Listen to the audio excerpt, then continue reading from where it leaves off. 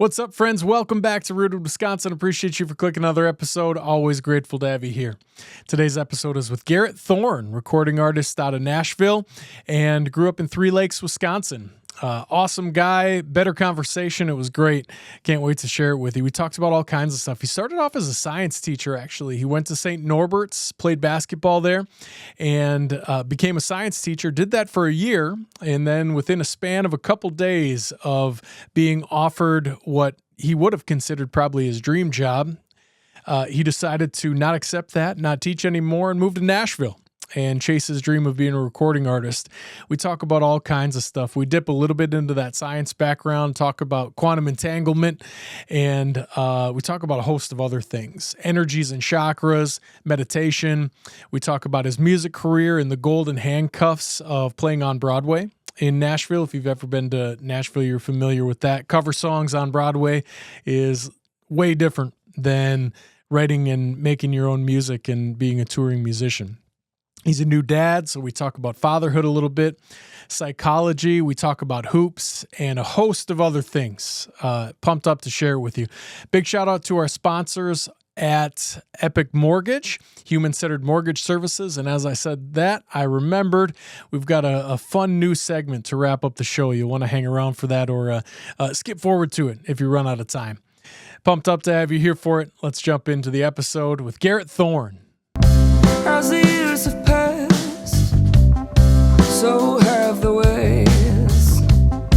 We've tried to lift our neighbors.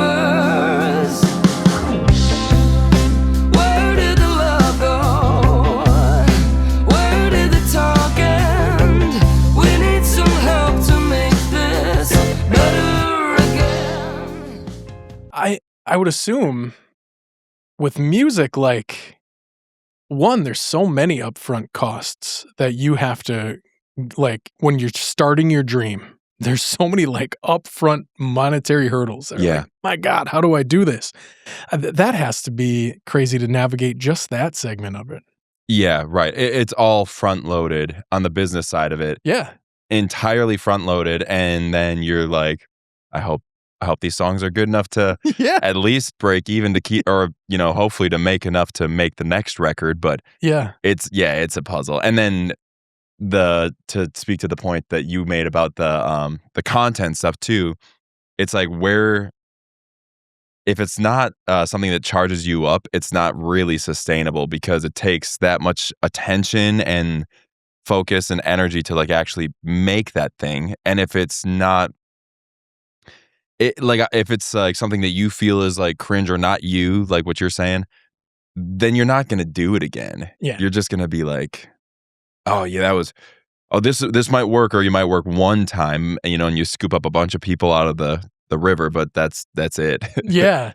Yeah. And you're exactly right. The staying power, nobody can be inauthentic for long periods of time or like put on, I shouldn't say inauthentic. Nobody can like put on this mask over and over and over again. I guess most people can't, and then continue to want to do it because I think it leads to this divide. And we see it with stars from all genres, right? Music, actors, anything, politicians. Like the mask eventually comes off, and you have to be yourself. Yeah, that's interesting. You've been crushing it on social media, though. I've been watching some of your videos, like the storytelling, Mike, like solo headshots. It's good, man. Just telling your story. Thank you. God, I need to hear that. I don't know what I'm doing. I like my degree. So I went to Norbs. Yeah. And so just down. It's so nice to be back in Green Bay. I was driving in, like I feel it's like my second home. Like my shoulders lower. I'm like, oh, this is great. Yeah. But yeah, like my degree there I was an education major, and then science education. So like half of my classes were psych. And that's where I started to kind of what like piqued my interest in the social media stuff at all was that it's like psychology at play, and which is a much more sustainable way for me to think about it than like marketing myself. That's like it feels weirder, especially as like Wisconsinites. We're like, I think it's like there's a humble vein that we don't want to do that thing, like promote ourselves. But like psychology is like one of my favorite things. So like the mind and like all things mental is so thinking about it and reframing it in that way just kind of made it more sustainable. Yeah, absolutely. That's actually why I got into marketing, was the psychology aspect of it. I took a few psych classes as well. I started as an engineering major and went on this meandering path. And then when I actually thought about what I wanted to do, psychology fascinated me too.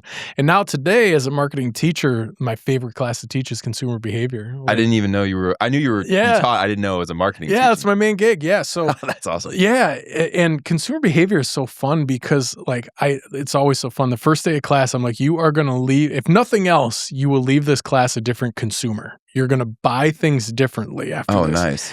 And like when I break down the consumer decision making process into these 5 steps, it's all of this, kind of like it's built on classic psychological theory, like different like that when that research just started happening. So there's a really cool story about how Betty Crocker had this all-in-one cake mix. Like all you had to do was mix water in the cake mix, and nobody was buying it. And then like they did a bunch of consumer research, and behind it, the guy's name was Ernest Dichter, who led like the research side of it. And they found out that people weren't buying it because at that time, like this is a different generation, but the majority of women found their satisfaction and self-worth in maintaining and taking care of their household. Sure. And they didn't feel like they were putting in enough work for the all-in-one cake mix. All they had to do was add water. So what Betty Crocker did was made the recipe so you had to crack an egg into it and then mix it around. And sales went through the roof because they were doing something with the cake. Now, in the grand scheme of things, that means nothing. But in the human psychology side of things, it's everything. It's crazy. Yeah, perception. Yeah. They perceived it then that I'm actually doing enough of the work that it is valuable to me to get this. Yep. Yeah. Oh, yeah. Yeah. Okay. Yeah. We're going to have a good time talking because I love that stuff. Like, especially with coming at it from also with the education side of things. Yeah. Presenting somebody with the information isn't enough. Like a student, that's not enough to get them to learn. Like you want to make an intrinsic learner. Yeah. Somebody that's motivated and excited about the thing that you're talking about so that they go and develop an appetite for learning more. And that's a very different process than let me present you. Here's all of the facts and the information. It's more of like, let me get you excited about this topic, which is all psych and really fun. 100%. Yeah. I'm lucky. I'm really fortunate. I teach in the technical college system. So we learn by doing. Like my students come in and we do together. And like it's not all, but the vast majority of it is project-based learning that we work in incremental steps. I've had a blast learning how to be a teacher. I never thought about being a teacher till like 5-6 years ago. Okay. Is that when you started doing it? Wow. Yeah, that's when I started teaching. I never thought about it. I was a career marketer. I had a marketing agency. I worked in broadcasting for a long time. I saw that in one of the episodes you talked about that. So that's kind of how I assumed you got here, but I didn't realize you taught too. Yeah. So yeah, it was a very quick transition, man, when it happened. Like I went through, I don't want to call it an existential crisis or anything, but I went through this thing where I wasn't satisfied with my work. Like, I was really successful, like doing well money wise. I was like, my jobs were good. The agency was good. But at the end of the day, I was like, I didn't care if people sold more fish fries or cars or anything. Like I wasn't filling my bucket. And so I got a job as a career advisor at a technical college, the one I work at now. And then I got a chance to teach part-time. And when I got to teach, dude, it was awesome. I fell in love with it and I found it. So you wanted to be a science teacher. Yep. Okay. Did you do that before you got into music? You did? Yeah. So I graduated from Norbs in 2014, taught for about a year. And then the whole time I've played music since I was like 6. Yeah. And so when I was at Norbs, I'd play music on Tuesday nights, and that would pay for my meals for the week. Nice. And I'd gig on the weekends, especially when I was student teaching. I would like come back up to northern Wisconsin where I'm from, and I was in bands, or my brother and I would play as a duo, and I just loved the gig and like playing music. And then it got to the point where I was making as much money on a weekend that I would make for a whole week of teaching. Dang. And that's when I like kind of also had an existential crisis. I was like, I have to do some soul searching here and like figure out where I'm at. And then fast forward, I applied at the school that I graduated from and didn't think that I would get the job that I wanted. And I got the job offer. And I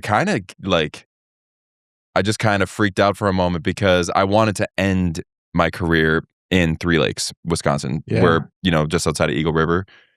And to then start there, I was like, I'm never going to leave if I don't leave now. Ooh. And so I just had never been to Nashville. I just packed my car up and I told my parents, I was like, not going to take the job and I'm moving to Nashville. Really? Yeah, I just peaced out. What was the time frame of being offered that job to deciding you weren't going to take it and move? So how long did it take? A couple days. That's why. Yeah. It was like I must have been like soaked in like spiritual kerosene and that was the match that was just like, go.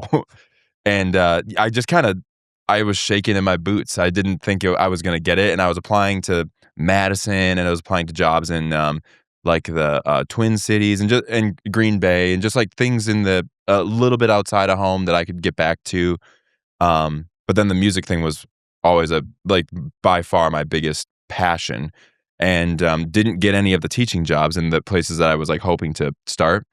And so then I was just like, I'm just gonna go do some music. Dang. So I had a goal of 2 years, and now it'll be 11 in September. 11 years ago. Mm-hmm.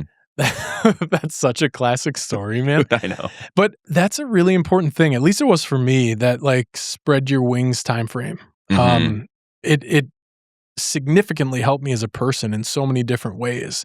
Like when I graduated high school, I couldn't wait to get out and experience life and do things. And now I'm back within 30 miles of where I grew up. But without that experience, I think I would constantly be wondering the same. Like, what did I miss out on? And it's not like I never moved out of the Midwest, but still, like, there's something different that switches in your head about being alone somewhere. Mm-hmm. Like, you're truly alone, figure it out. And I think that's really important. It is. Yeah. The hero's journey. Yeah. You have to leave home. Yeah. And yeah, I think it's good for everybody. But I mean, especially like a man, like it's like kind of the part of the process of going from like a boy to a man is like, you have to kind of feel who you are. Yeah. Out in the, what proverbial woods, you're, or, for me, it was the city because I'm from the woods. Yeah.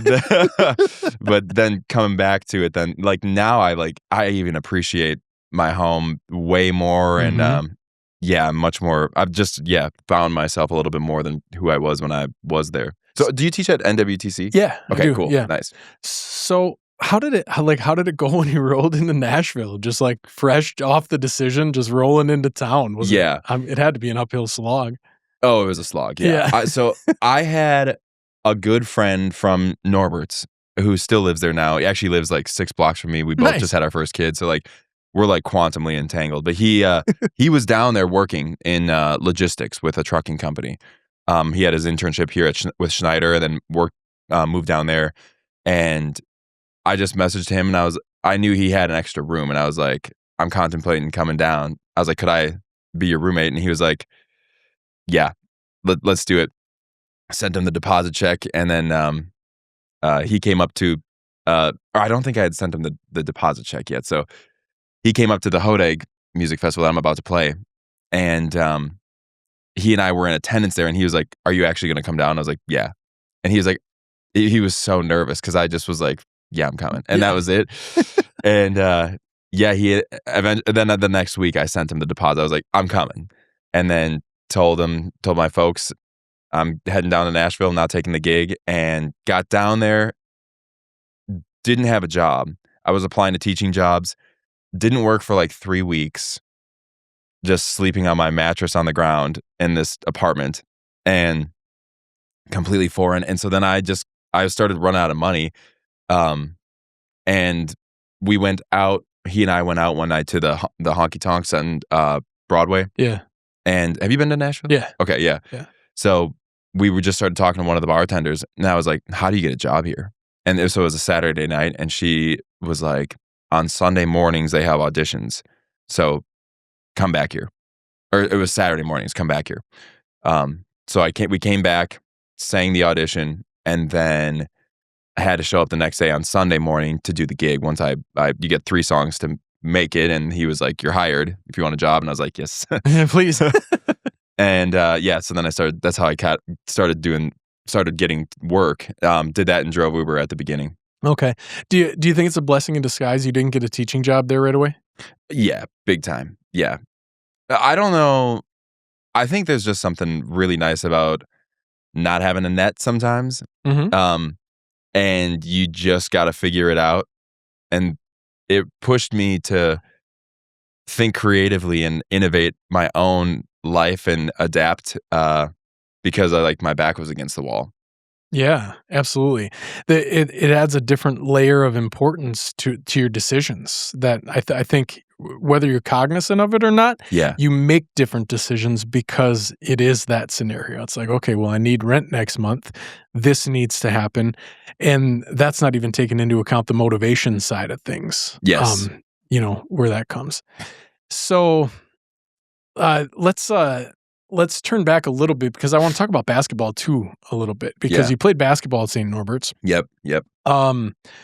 And I think I can't remember where it was, but if it was on your website or one of the albums or something, you described yourself as if Tom Petty played basketball. Yeah, That's why I wore my Tom Petty shirt. Yes, today. nice. Yeah, I think that's a hilarious thing, and I imagined what that would mean because I could never imagine in a million years Tom Petty playing basketball. Like I can't imagine him on a basketball court. Yeah, that's like how I came up with the idea. Yeah.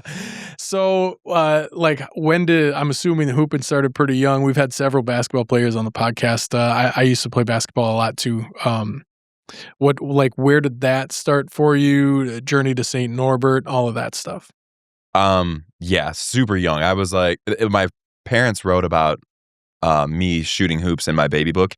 So they had like a little Fisher Price hoop or something. The classic one, yeah. Yeah. I have one in my room right now. Yep. Yeah. What is it, like blue letters or something, like whatever it is. It's like the little what orange you think rim of. that they have, the plastic thing on the bottom that you can put rocks or water in, probably. Exactly, Yeah, dude. Exactly. And that they would put that on our back porch growing up, and I would just like shoot as a little toddler, and apparently I could make it from all over the deck.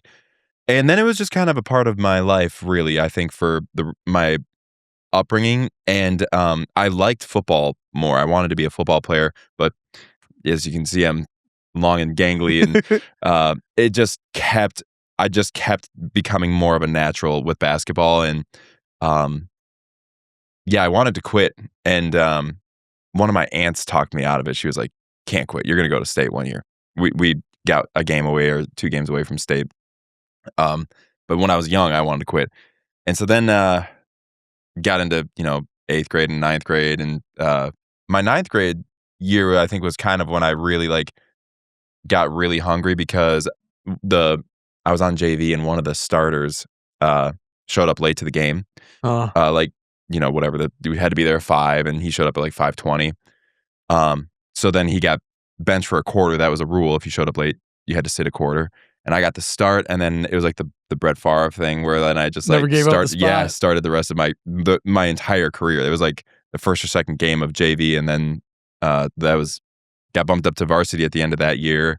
Played 3 years of varsity. At 3 Lakes High, and I think I was like second or third in the scoring of the school history, and then got recruited by Norbs.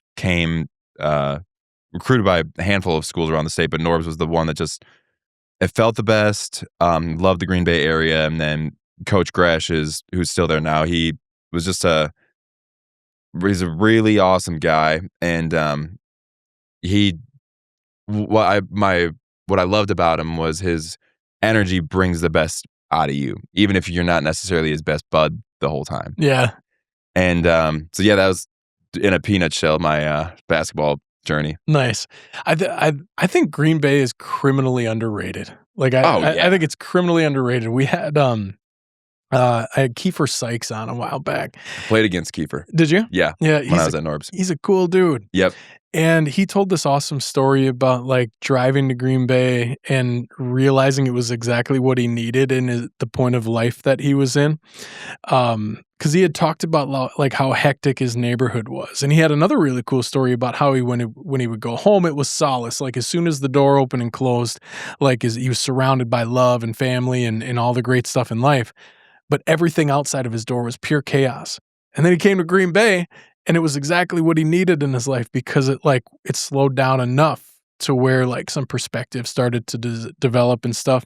Wow. And it's almost the opposite for you, where it's a great stepping stone from a place like Three Lakes to Green Bay, where it's not like this I'm in Chicago or I'm in New York vibe, but there's some stuff and you can get, and maybe that can give you a taste of it. But man, out of anywhere that I've lived and been, from big cities to the middle of nowhere, I just think Green Bay's criminally underrated. Yeah.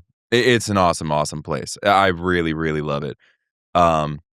And yeah, it was definitely a stepping stone for me, but I thought it was a city when I got here. A city. Yeah. I was like coming from, and I went to Three Lakes, but I'm from Sugar Camp, which is like less than 1,000 people. Big softball tournament they do in Sugar Camp. Yeah. Wow. The potatoes. Yeah, dude. Oh, wow. My wife is going to laugh about that clip. She thinks, she's like, the potatoes, I don't get it. And I was like, we got to go up for it. You'll get it. Yeah. But so when I got here, I was like, there's a Five Guys. I was like, I can go to a Five Guys whenever I want to, or a Chipotle. Yeah. And just like there was chain restaurants, but then there's also really great, like awesome food spots when I like local food places and mom and pop things. And where we used to go to the Union Hotel for when we were in basketball, like around Christmas break, we'd go and get steaks. Yeah. That place is so good. Is it? It's not. Yeah, it is going. I think it's still going. I might be wrong here, and it's okay if I am. But one of the friends we've made through our kids being the same age in school, I think his family owns and runs the Union Hotel in De Pere there. So I think it's still going. Cool. Yeah. Cool. Good. I don't think I've ever eaten there, but I've heard great things about it. But yeah, I don't know. I love it here. I think it's underrated. It's kind of one of those Midwest gems. Like you drive through like La Crosse and you're like, man, this is a spot. You know, like it's one of these things that I don't know. That's one of the reasons I started the podcast, to like shine a positive light on it and show the things that aren't, just like the caricatures of Wisconsin that we see of like the beer drinking thing or whatever it is, you know? Yeah, right. That's a good way of putting it. Yeah, we definitely have like a stereotype, a caricature of what our culture is. But yeah, Green Bay in particular is, it was awesome when I was here. And then I've consistently played music here since I moved because of just having the connections from school and everything. Yep. And it is continually growing. It's like really become like, there's a bunch of amazing places for music now. And like the culture is, like the artistic culture is really growing. And then obviously you have the Packers, but there's just such a world being built around the Packers, which I think was like maybe the epicenter of the growth from the beginning. Yeah. And now it's really become like a really well-rounded and awesome place. Yeah. Yeah. It's I wouldn't even know where to begin to think about where we would be without the Packers, just because like it's kept it on the map and stuff. But I completely agree. There's all these hidden gems. If you weren't putting on the Northwoods tour here, there's an awesome show at one of my buddy spots downtown tomorrow that I'm excited to go to. Local musicians, one's from Appleton, one's from here in Green Bay. Oh, cool. And he does like these 150 seat shows that are just intimate and cool and just like not the things you think of when you think of Green Bay. Because the tropes that come across ESPN, it's always an athlete that's in Green Bay, and it's always like, well, there's not much to do in Green Bay. It's like, well, you didn't look hard enough. Yeah, there's know? stuff for sure. Yeah, yeah. The whole Fox Valley. What's the venue? 335. Yes, I've heard of that. Yeah. And the band actually is the band. Well, you listen to a couple episodes a day. They're called Tay and the Neighborly. They do the intro song of the podcast. Oh, cool. Yeah, they were gracious enough to let me use it. It fit. It was funny. I started off, actually, we were listening to Red Clay Strays on the way, and there was a Red Clay Stray song that I considered. I reached out to them. the band was cool with it, but their label wouldn't let me use it. Yeah. So they were like, "There's nothing we can do," and I don't think it was via their manager that I was trying to like get it to work, and they were all cool with it, but I couldn't get the signature on the dotted line to not have YouTube take it down. Yeah. And then I thought to myself, I was like, "Why am I not using a Wisconsin artist? Like, Yeah. I have to use a Wisconsin artist." So it's a blessing in disguise. It didn't happen. And then I was just like scrolling for songs, just searching for any Wisconsin artists I could find. And then Tay and the Neighborly came up, and the song that I found, like the snippet of lyrics that I used for the intro, perfectly matches what I want of the podcast to be. Yeah. I Talking noticed that. Yeah, you noticed that? Oh, yeah. I guess a music guy, you probably heard the lyrics and Yeah, because it was something about like I can't recall it off the top of my head, but it was something about like neighborly like connection. yeah, connection and basically like to paraphrase, where's conversation gone? Like why Yes, can't that's we right. have a conversation? Yeah. And that's all I want this to be is just people. Like I have a bunch of people that like I try to have people on that think differently than me, look at life differently than me, and see things from different angles because I think it's so important. And her lyrics matched it perfectly. And like they were cool enough. I just like they said send the DocuSign. They signed it so I could not get my Cool. YouTube videos taken down and let me use it. So Wow. yeah, but yeah, the culture, the artistic culture, and it's a bummer. Long time ago now on the pod. This is probably 2.5 years ago. I had a woman who did an art gallery here for a while. And we talked about art funding in Wisconsin. And that significantly lags behind the rest of the country. Yeah. But I don't see that affecting the arts too negatively here. Like I'm sure it does for them, like the person that sucks for them. Yeah. But as far as what they create, I don't think most of those people do it for the money anyway. Yeah. Like I had a dude on that paints these fish decoys a while back and they're beautiful, dude. They're Okay. awesome. And fish decoys are for like spearing, when they cut the holes in the ice and like spear surgeon Yep. and stuff. Up a little bit north of where you were and where I was in the UP, they can spear northern, but here it's illegal. But that's traditionally where they came from. But very few of the people that buy his things are for actually spearing. They're for like to hang on shelves Oh, no kidding. and walls and stuff. It's this beautiful artwork. And I've been amazed since I started the podcast finding these little glimmers of like people expressing themselves with art. And that's a prime example of something Yeah. that like people don't think of when you think of Wisconsin. You don't Yeah. think of an artist that creates these beautiful things, whatever they are. We have a deep love of art. Like I always like when I'm in Tennessee and describing Wisconsin to people, I feel like we live at the intersection of like extreme work ethic and also like the appreciation of the arts. And because I notice that too, like when I'm playing gigs anywhere around the state, that like no matter what walk of life, whoever I'm playing for or wherever I'm at, there is just like people here just love, like for me it's the music, but I think like you're saying, like there are people who just notice the details and like appreciate the hard work put into whatever the art form is. And so then we kind of have like a more surprisingly artistic culture than you would expect. And all my friends from Nashville, when they come up and play in Wisconsin, they're like, there is something in the water up there because people love music. It's nuts. Yeah. I've never thought about it through that lens. That's cool to think about because we do, man. Wisconsinites love like a rags to riches story. They love like a nose to the grindstone. Like, and you referenced humble earlier, like that humble hard worker.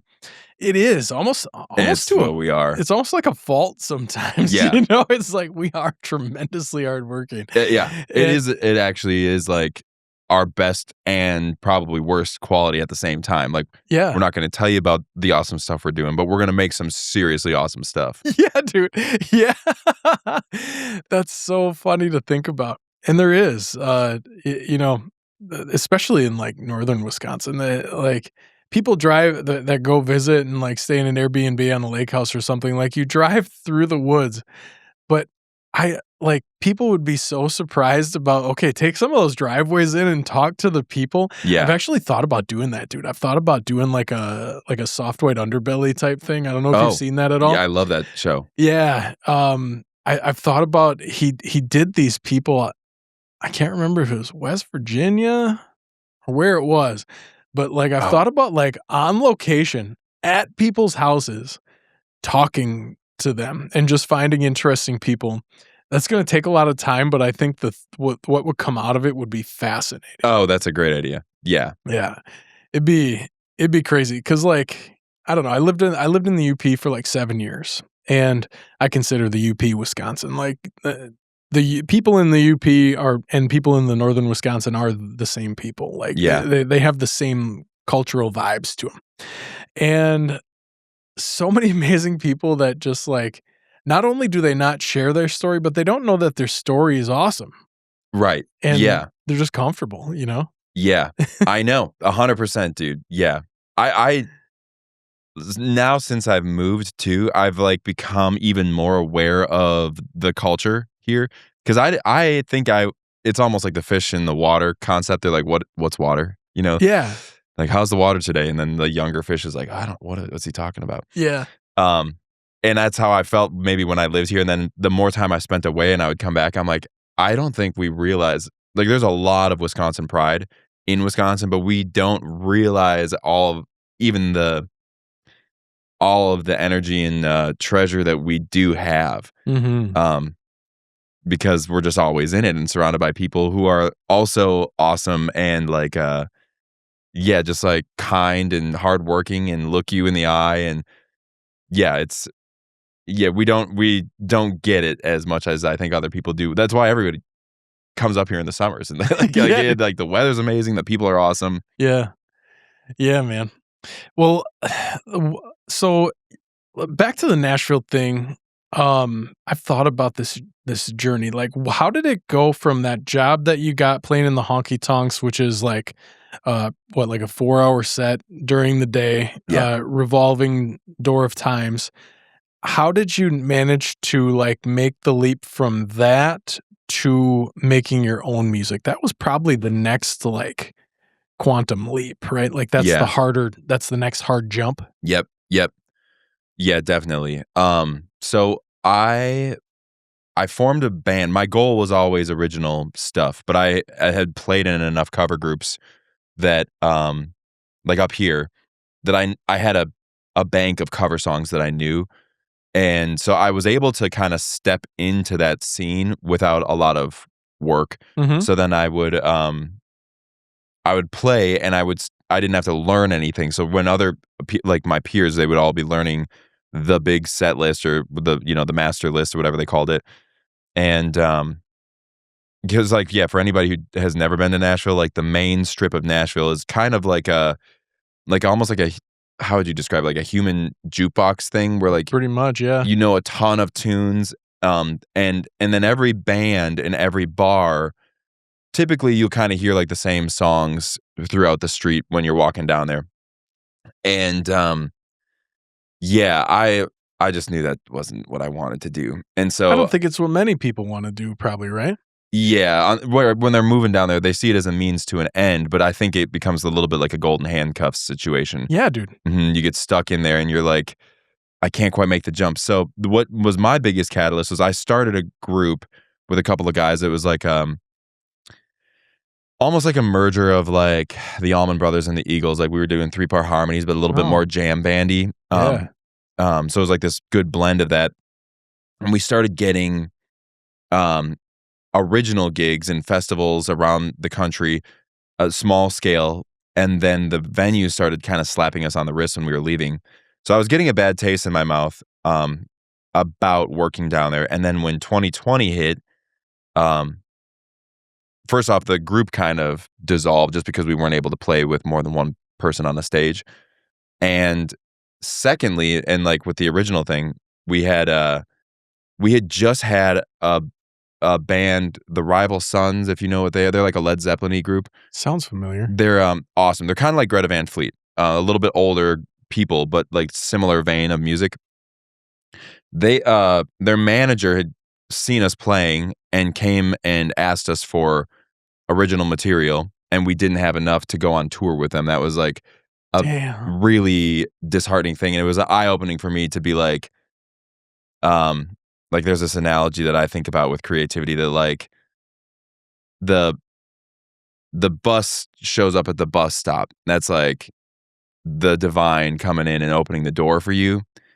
And it's on us to implement the hard work and run to the bus stop to catch it before it leaves. And I missed the bus that day. Yeah. And I was like, I'm never going to miss the bus again.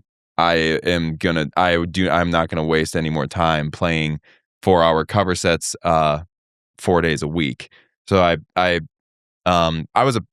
painted houses when I was up here when I was as well when I was teaching, or in the summers I would paint and play gigs on the weekend and teach during the school year.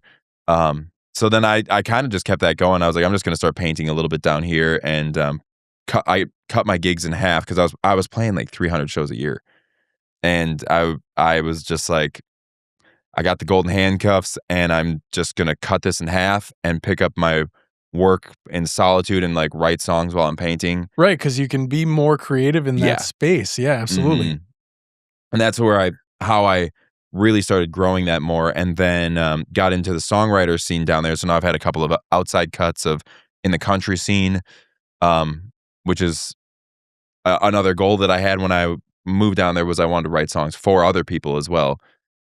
Just like constantly like generating like original material. In one of the other podcasts, I'm a huge fan of trees. Okay. Dude. Well, I heard you mention that you love I trees. want to be a tree, yeah.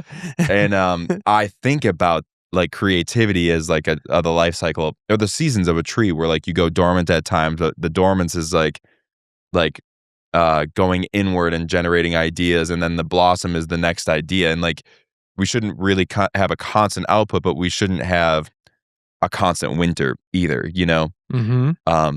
So just that was the awakening process that I had, like, of getting out of that hamster wheel on the Broadway.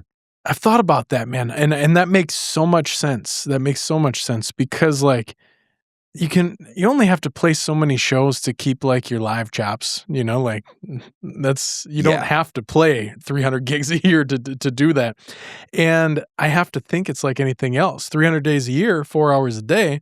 How do you go home and write for 2 hours after that? Because you got to be burnt. You want to put the guitar down for a while. Yes. And the songs that you do come up with are honky-tonk songs for people that don't want to know your name. Yeah. Mm-hmm. Because that's the frame of mind you're in. Yes. Yeah. And that's wild. One of the things that I remember from my Nashville trip, and I think this might encapsulate that, is like, sure, there was a lot of sheer talent on Broadway, but I don't remember any of them. It's like nameless, faceless. It's like, oh, he's singing Tracy Bird's song. She's singing Shania Twain's song, like all of these people. Yeah. But the thing I remember the most is right when I got into town, I didn't know it at the time, and it might have been before they were big. I can't remember what year this even was, but it ended up being the Lost Dog Street Band with Benjamin Todd was just playing on the sidewalk when I got there. And I was like, these people are just playing on the sidewalk, and they literally had the dog and, and the whole thing. Yeah. And that's what I remember because it was original and authentic, and it was like, it was them. Yeah. But I don't remember any of the other stuff, and they were very talented. Yeah. Some, a lot of them probably in many ways more talented. But the but is huge there. It's like, what is the pot of gold at the end of the rainbow? Yeah. And I don't know. I always assumed that that's kind of the path that it would take. Was it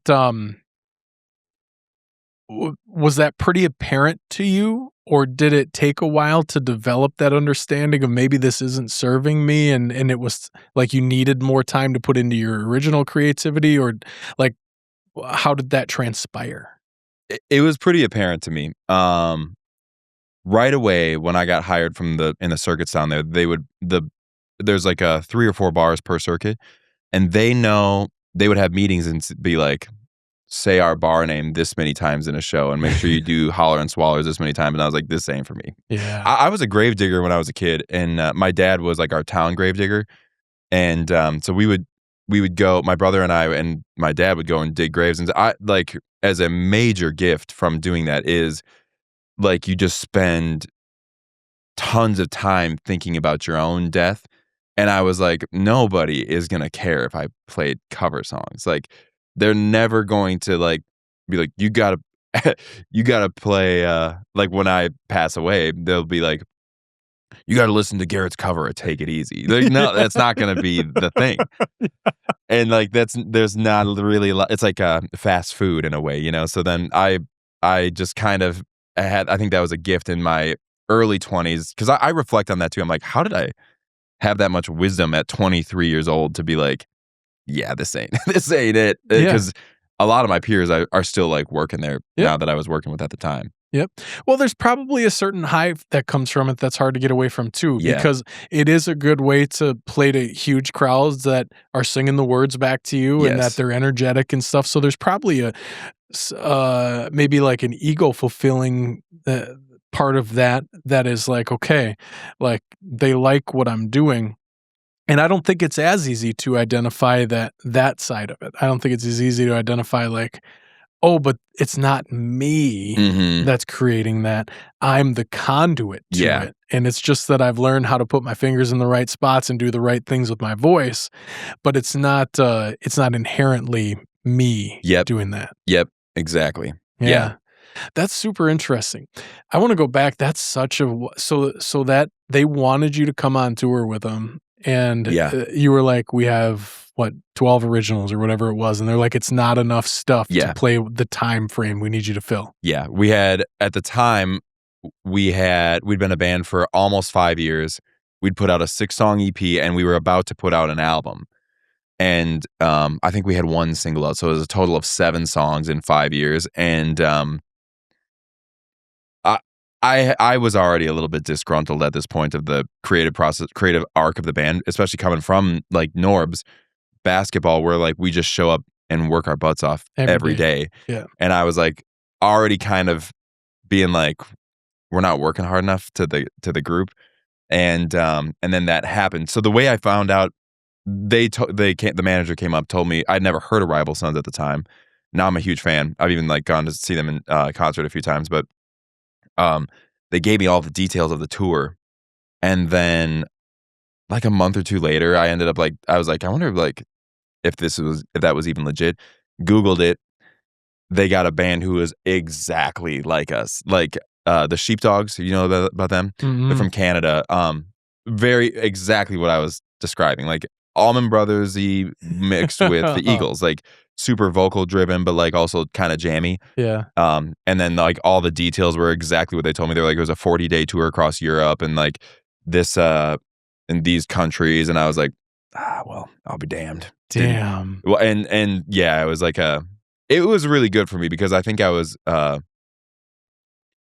also being from Wisconsin. A lot of the times I think people were just so good at communication and the hard work is kind of built in. So then we're more like, let's just not create any waves. Like let's be a little bit like kind of the people pleaser type thing. Yeah, because like the hard work is kind of baked in, at least in my experience with like where I'm from and like the groups that I was with. And then the South, it has not been that way in my experience. And so then merging with people in that culture, I kind of had a hard time cracking the whip on the people I was working with because that's not what we do up here. It's kind of like if you and I show up to something together, like I'm like, let's go put our ice shanty out on the ice and it's going to be 30 below. And like, neither of us are going to talk about how much this sucks. We're just gonna be like, yep.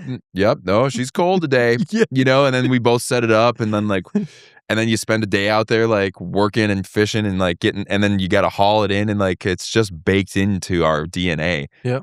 So now I've grown a lot in that way with just being like I just want to work with A players and people who also have the hunger that like, in my opinion, that we kind of have a little bit more up here within our spines and just like who we are.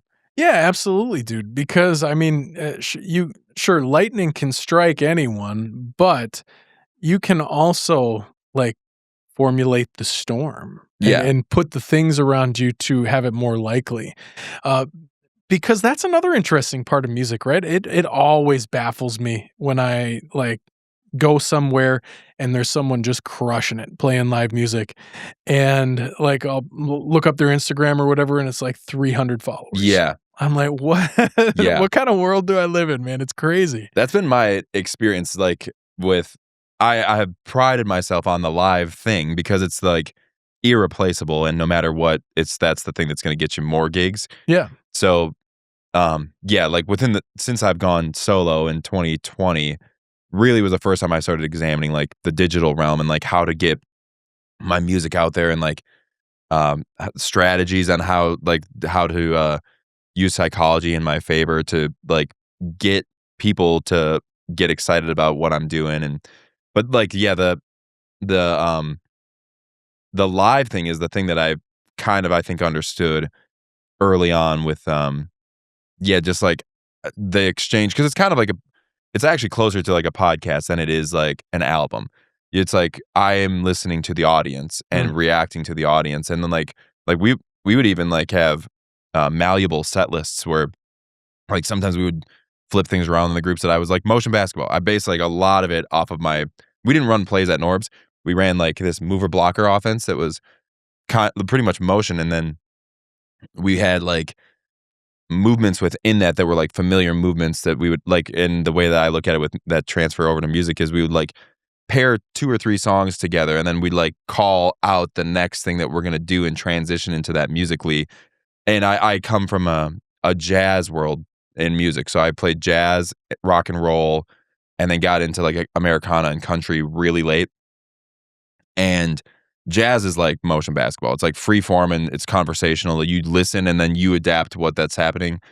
And so that has really helped how I think about live music and the set itself and the exchange with the audience. Like, it's not about the band, and it's not really about the audience. It's about like that space between the two of us.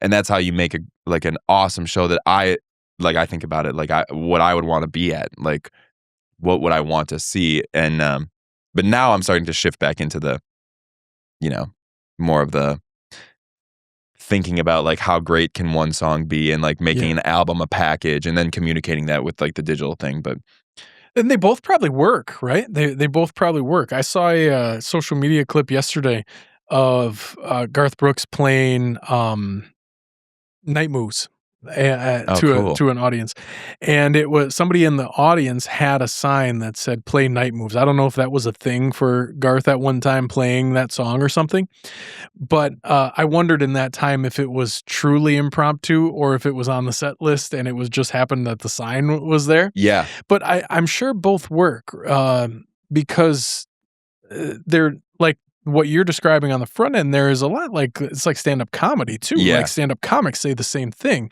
Like they have these ideas of jokes, but you have to deliver it in ways that is kind of symbiotic with the audience. And then you flip the script on something like Pink Floyd or something like that was probably like a 12-minute brainchild of David Gilmour that was like, this note has to happen here in this way. Mm-hmm. And I think they both can probably be successful, but you have to know which one you're deploying, if that makes sense. Yeah. And the space that I've started to land on now is it's the merger of those two realms, like that seam between them. Okay. That is where things are the best. It's like the being meticulous and having a lot of attention to detail in the crafting it, and then repping that, just like in basketball, repping it and practicing it and having drills and practices like drills, to the point where you're able to improvise upon the thing you've created. I think that's where the sweetest live experience happens. Yeah. Just through a lot of reps and getting tight as a team, just like watching a basketball team like peak at playoffs. Yeah. You're like, they don't start out there. It's just like with playing like an album or new songs. Like we're just kind of working, the band and I are working through this right now with my new album, like, because we've had to figure out how to play them live and how to stitch them together within everything, and then where we can even improvise. Yep. So when you move solo, were you able to leverage the success of the group to book gigs? And kind of on top of that, did you already have a catalog of content that you hadn't like put into the group that was just your solo work that you were able to like bring to the light then? Yeah, exactly, for both. Okay. Yeah, so I had like contact with the festivals, and I've done well in the festival scene, the indie festival scene. So like, Sure. like I had connections. I have a pretty strong fan base in Switzerland, the Midwest as well, Canada, Florida. So I the places where the band was, I was like, I reached out to all of the contacts and I was like, I still am making music. It's going to be a little bit different here, but I'm happy to come down or come wherever you are and bring something. And then for the catalog I had, my first album is like, I view it as like a collage. So it's like I had some remnants of the album of the things that I had written for the band, things that were just on the side that I was writing that like didn't fit the group, but I really liked. And then I had like probably room for 4 or 5 songs to that I had to fill, that I didn't have like a strong enough couple tunes to make a complete picture. So my first one, I wrote the remnants of it within very quickly, like those last 3 or 4 songs, wrote them, to book the studio time, and was like, I'm gonna write something before that. And I wrote like 6 or 7 songs, and then picked the best 3 that I had, and I was like, I just need something to go tour with. And then like this album that I'm putting out right now is like the first time where I was able to write. I think I wrote like somewhere between like around 20 songs, and there's 10 on the album. So like do that, and then leave the other ones for a rainy day, or just have them in the back pocket, or maybe they don't see the light for right now. Yeah. That's always a cool thing to hear too, when you find like a deep cut or one that never even made a record for an artist. Yeah. And then you find like a live performance of it, or some like home, like living room reproduction or living room recording of it or something. Yeah. And you're like, how did this not see the light of day? But everything of the process. Yes, exactly. Yeah. I know. I love that too. Yeah, dude. Man, that's awesome. Another part I think we can talk about is now that you've done it for a long time now, and now you're kind of starting another season of life. You have a little kid. Yeah. And like what I guess, where's your mind at? It seems like you're a pretty reflective guy. Like, where's your mind at right now, thinking about life with a new kid, and just maturing and aging as a person? And does it still match, and kind of where you at with all of that? Yeah. Like, does music still match with it? Yeah. Yeah. Oh man. You have kid. One kid? One kid, yeah. I mean, it's like a trip, like having a kid. You're like, you go into a new dimension almost. And so like I have a very interesting experience with all this, because I'm introspective to begin with, and then was a grave digger, and then my wife lost both of her parents a couple years back in a sudden accident, and her dad was a musician his entire life, from 14 through he died, I think, at 67. And it was tragic. They were just walking on a sidewalk, and a car accident happened next to them and clipped both mom and dad at the same time. And then in his I'm on tour. I was in Chicago that night that it happened. And then when I'm go back, we meet in her hometown, which is just outside of Indianapolis. And then I was given the responsibility to go through his studio to like figure out what was useful, like what's important, what's junk, all that. And it was the strangest thing. So I'll come back around to the kiddo part too, but like going through another musician's things at the end of their life, and all of his notes and his songs, and I was like, it was a very surreal experience, because I was like, somebody will do this for me at some point. And especially coming from the grave digging thing, I was like, this is a very sacred thing to have. And like, now my wife is able to like listen to his voice whenever she wants to. And it's like it's so wild watching that, and then now having my own child that like I sing to him, and he bobs his head and grooves, and he's like starting to like, I snap, and he goes like this. It's so cute. And it's been the biggest catalyst for me to just make as much stuff as I possibly can in the time that I have, because we're not spring chicken. And we're both still young guys, but not like when I was 23, I had unlimited energy. And now I would imagine by the time I'm 50, my energy is going to look a lot different than what it does. I'm 34 right now. Mm-hmm. And it's just going to look a lot different at that time. And so using the energy that I have while I have it to make things for him, really. And my wife, like, you know, obviously, hopefully we both make it to a ripe old age together. But, you know, under any circumstance, then like they'll have pieces of me like still left around. Yeah, that's such a cool part of it, like the legacy part of it. I had a good friend of mine on the podcast way back when I started this years ago. And I saw him at this event where I used to live. He's up in the UP. And this was like a year after he was on. And his wife approached me, and so I had never thought about it until this point, but she like broke down crying. And like she talked about it as his like time capsule and how his grandson watches it over and over and over again. And I was like, man, I never thought about this like this. This has come from a purely selfish area. I love learning about people and talking with people and try to pluck out parts that I can grow from other people. And I had been purely selfish about it up till that point. My intentions about it were. But when she told me that, it changed the perspective of how I look at this. And that I think what you're saying is similar. Like, if you have something that lives on past you, there's a weight to that, because it's like you know, it's the only representation of you left.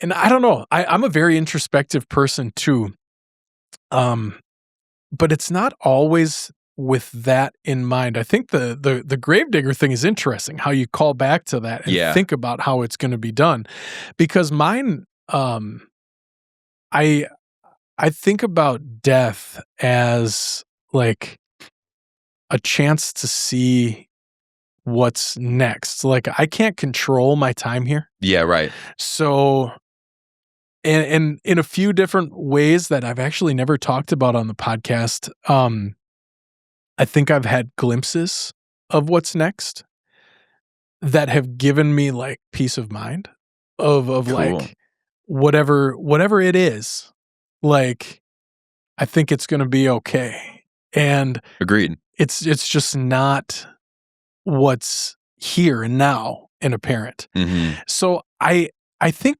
probably to a fault, I don't think about things like that. I don't, because like I said, I had never considered that angle of it being like a time capsule that people can enjoy, and the people close to them can always enjoy. And when she broke down crying in such happy emotion about it, and then my son was super little at the time, and I thought about like her grandson having those feelings and emotions and like being so proud of his grandpa, like grandpa on the TV. Yeah. That's super special, but my brain doesn't get there, dude. And I think it's because of my outlook on this and whatever's next. I don't know. Yeah. Well, even though that's not what you're looking at, you're still doing the thing. I think like this music, whatever the thing is for you, like you're putting a little dent in the universe, you know? And like, I think we owe it to each other. Like, your kid, my kid, like, and our peers, like the Wisconsin thing. Like, I think it's awesome because we're showing the world that Wisconsin puts a dent in the universe together, really, you know? Yeah. And that's like I don't know what we're doing, but that's kind of the point, I think, you know? like just to prove that we were here for a second. And then I'm with you. I'm not really worried about what's next. Like, I think it's going to be great, but in the time being, like we got energy to use. And I really like energy, like coming from the science realm, and I think science and spirit meet at the concept of energy. And science and spirit meet at the concept of energy. I love that. Mm-hmm. That's fun to think about. Yeah. We could go down that seam for a while. Let's do it. Yeah. Because you said you meditate, right? Yes. Yeah. Big meditation. Okay. What's your practice look like? Like what kind of meditation?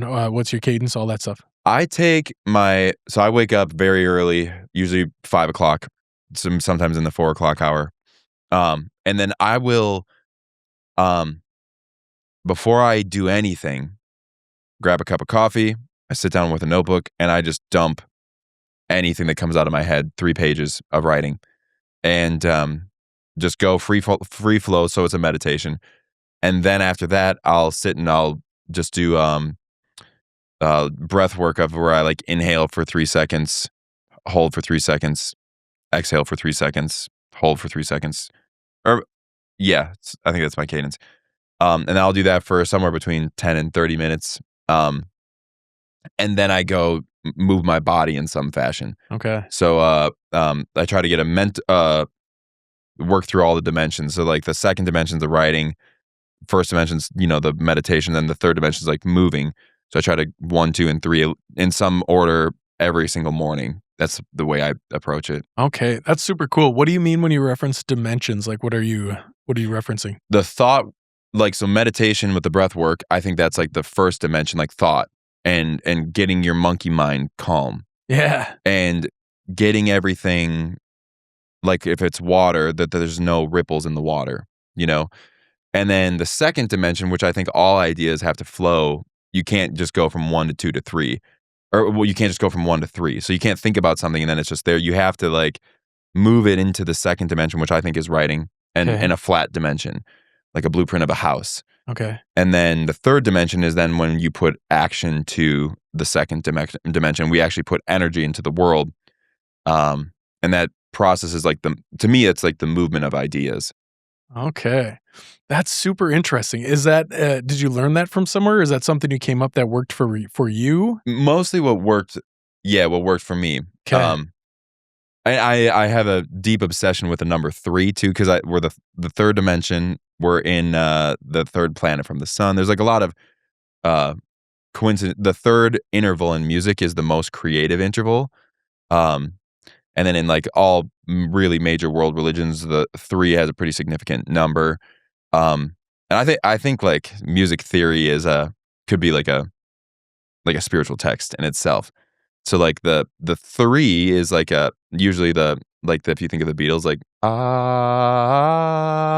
that's the third. Yeah. And the third can be major, it can be minor. It has the most options of any chord. And so anyways, yeah, that's kind of I think from back to the ideas thing, bringing ideas into the world, you have to get them into the third dimension. I think that got it kind of thinking about just those things, like even with my science with physics too, like these the camera stands, they have 3 3 legs, and so they could not stand with 2. It's like the most like you need 3 points of contact to actually create balance. Okay. That's fascinating. You want to know what's classic about this? 2 months ago, maybe 3 months ago, I had a very similar conversation with a guy who's a musician. Yeah. He is also very into the number 3. And we talked to, seriously, he's actually my barber. So he's a barber and a touring musician. He plays like punk music. And I don't like punk music, so I've never like checked out his stuff or anything. But I think at one time, like he was a pretty big deal. Like he was a touring musician in a band, still goes all over. And he was telling me like his obsession with the number 3, and he didn't get into like the musical side of things, but rattled off a bunch of things of what his brain connects to. Mm-hmm. And that's fascinating to think about. And that's something that just came out of you at one point. You're just like, a series of awareness driving things that are like, maybe there's something to this concept. Yeah, I guess it kind of probably was like just out of pattern recognition, because I like similarly to you, I think it's like I enjoy learning things on a deeper level, and then once you get to like even going back to the beginning of this, like where science and spirit meet as energy. Like I was learning so much about science at school, and then learning about like I grew up in a pretty I would say like religious home, but it was a very open-minded religious home. Yeah. And so we had very interesting discussions, and so I studied started with the Bible, but then I got into Buddhism and got into like Hindu and like yoga and all of those types of things. And just like that's when I started seeing like some commonalities between like physics and the numbers that show up in spiritual texts. And I was like, this is weird. Yeah. And then the more I looked into it, I started coming up with noticing things within the music theory that I knew. So like those three realms connected, and I was like, the number 3 has a very important significance that I think like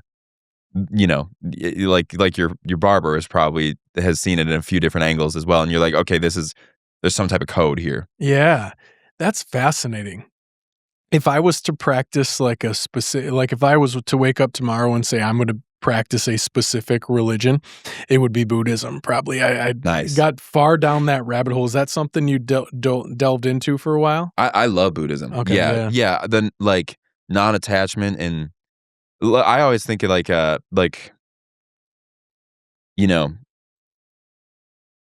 like God is the house, and there's a lot of doors to the house. Okay. And like the question should be, does the house exist or not? But like Buddhism is a door, Christianity is a door, Hindu is a door. But really, like when you dive into it, there's a lot of like it kind of leads back to like it's more about energy and love than it is like the details. I think can sometimes be a little confusing for people. Absolutely. Yeah.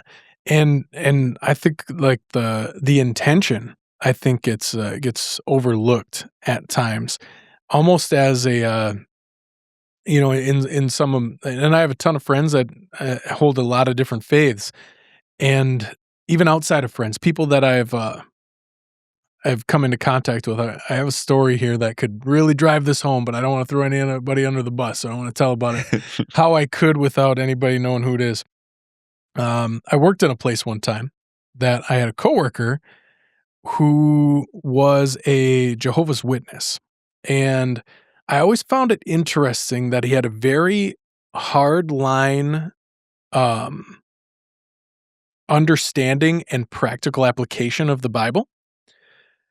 But within that very hard line, he was very comfortable blurring the lines of decision making. And it always seems so contradictory to me. And then and that's not to say I don't know very much of anything about Jehovah's Witnesses. So that's not to say that religion, but this one individual I had, because they have very strict, like they don't celebrate holidays and a bunch of different stuff. Okay. But and they're very quote unquote strict, but he would almost justify actions in his mind by roundabout ways that if it truly is about intention, like your intention isn't there, dude. Like, whereas me not practicing any specific religion, I like to think that my intention is what matters. Yeah. And I love the several doors to the house. I think that's the case probably too. I don't know what door I want to walk through yet, but or if I'll ever find it. But if I do, like I like to think that there's probably a door just for intention. And what did you try to imprint and leave on your surroundings and the people around you? Yeah. Intention's awesome. Like that, I would say I'm with you. That's like that is like I would even call that like channeling God in a way. Oh, for sure. Like you're putting, or the divine, like God is also a tricky word. I think some people like it and some people don't. But like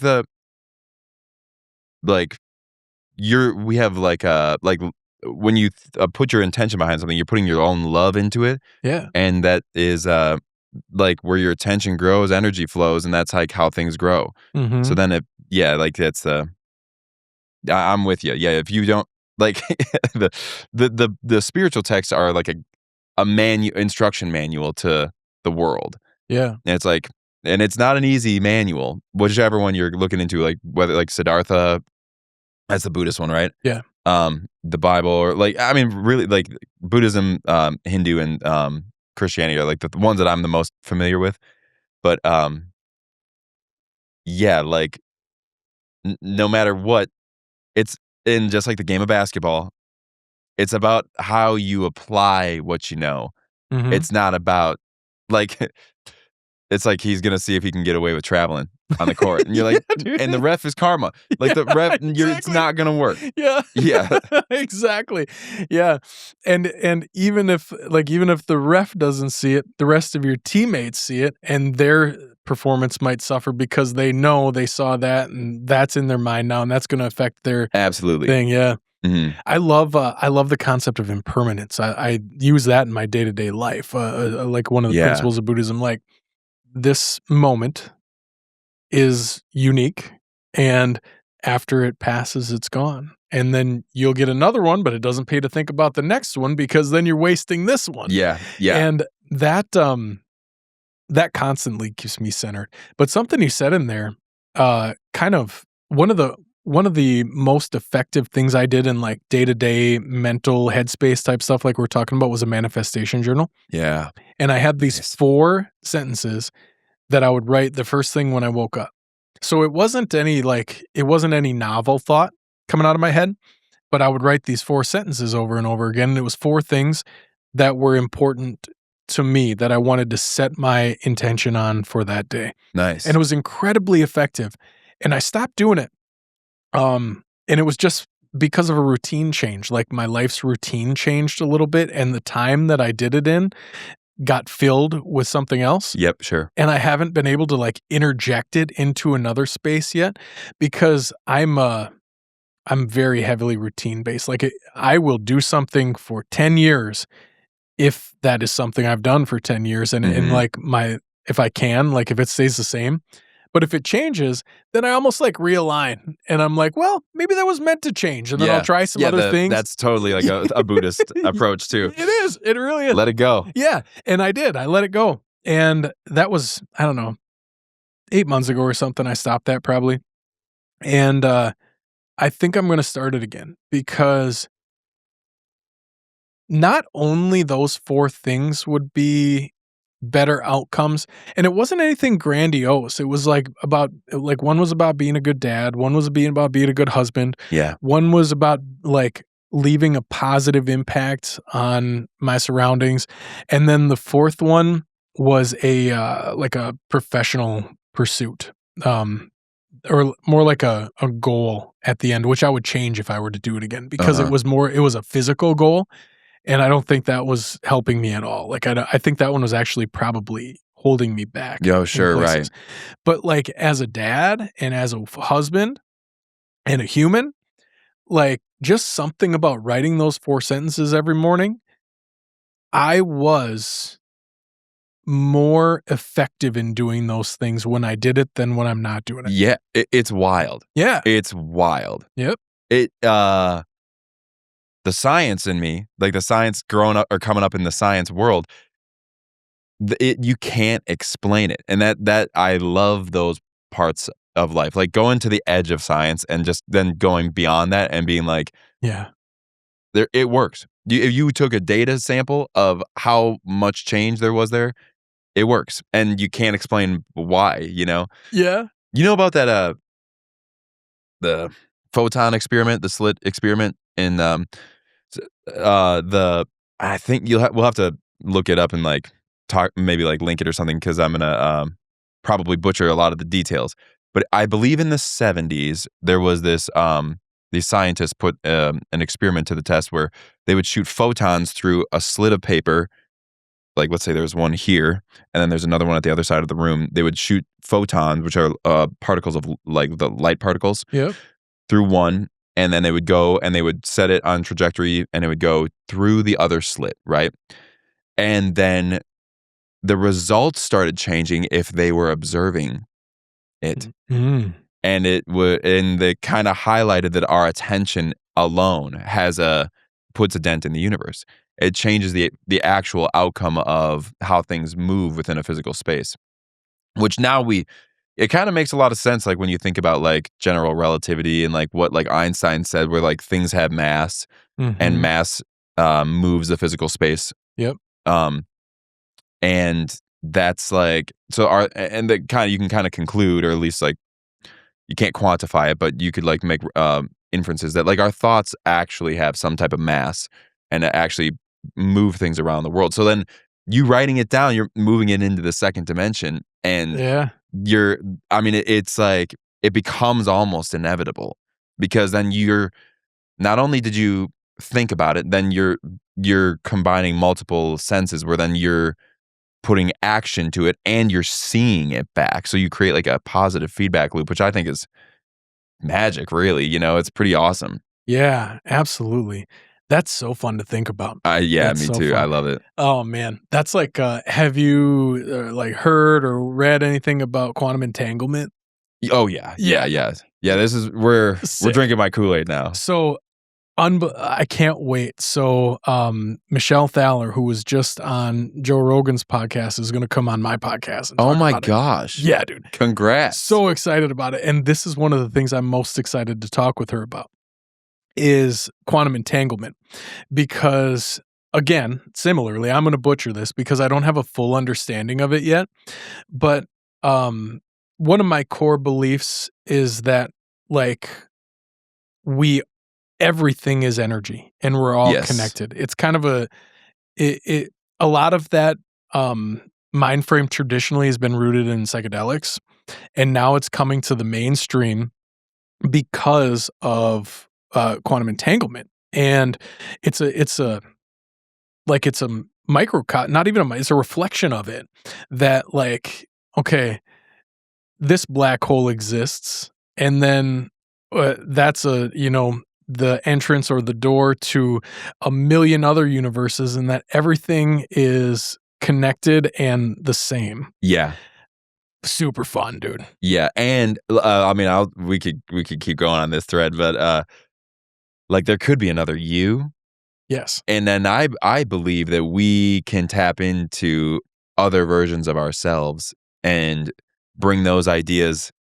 Like this might be my base reality maybe, but then I can like tap into the other versions of me and bring more ideas. That's where I think songs come from, like that type of a thing. Because like I have written some songs. The second song on my first album, it's called the song Revive, and it is so weird. It's like kind of Pink Floyd-y. And I wrote it after in 2020 there was a bomb in Nashville. Do you remember this? Christmas Day. Vaguely, yeah. I woke up to a ton of texts, and then like, "Are you okay? Are you okay?" And then I like went down and saw the site, and I was like, "I can't believe this happened." And like I'd never really been close to anything like that. And then next day, I was writing this song with this friend of mine, and it's a duet, and we sing it together. And I was just like, I want to write a song that feels like a hug. And it's called Revive, like come back to life. And then there was a copycat bomber. Like the person was in a truck that was blaring a message, and it was kind of telling people to get away. So there was a copycat person who was driving a truck around another part of Nashville, blaring that as like a joke. But that happened during that rite, and we were just like, let's just finish this and like let's make an escape plan. And I was like, I can't believe we're making an escape plan to leave, like, and keep each other safe, And yeah, so then that song came out, and I don't know how, like, it's so abstract and different and like feels otherworldly to me. Okay. It's extremely odd.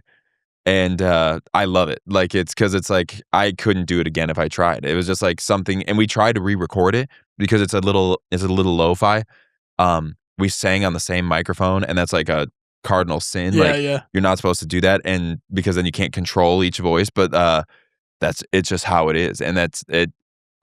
That we tapped into something somewhere that day that like channeled that song here, and now it's here, and like it's so weird. I like couldn't do it again if I tried. Yeah, absolutely. I've thought about that a lot. I've thought about the like where the packages comes from. That's a very common like songwriter thing to say. I can't remember who it started with, if it was Dylan or whatever, but like it's like you have to pick up the pen and then someone else guides it. Yep, absolutely. Or something else guides it. Mhm. I've thought about that a lot.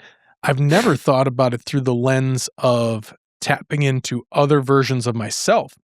That's something I've like read and listened to a lot about like, there's an infinite number of, realities or universes, and that means there's an infinite number of us Yeah. that have developed, and everything is the same except for one change, and then it veers a different direction. I've Yep. thought about that a ton. Never thought about the ability to harness that or communicate with it or even become connected to it. Yeah. Right. Yeah. I kind of just started getting into that a little bit. I don't know where that came from You either. think there's a way to channel it? You think there's a way to like make it happen? I kind of do. Oh, I read this book. Have you heard of the Kabbalion? no. Interesting book. It was written in the early 1900s by the three initiates. I don't know who they are, but I think they were from I believe like one was a Jewish person, a Christian person, and then maybe a Muslim person. Okay. We'll have to fact check that as well. But essentially, it's a very it's a book that if you're into this stuff, you would really enjoy it. It kind of goes through like that's where the term vibes comes from. The law of vibration is one, and like we all have a vibe. Everything has a vibration, and Okay. and that comes from it's like kind of like a sciencey, spirity book. But the reason why I think that is because like I think we can kind of I don't know really, but I feel my intuition it tells me that we can tap into a lot of things that are beyond ourselves, which would include other versions of us as well. Okay. Who knows, but Yeah, that makes sense.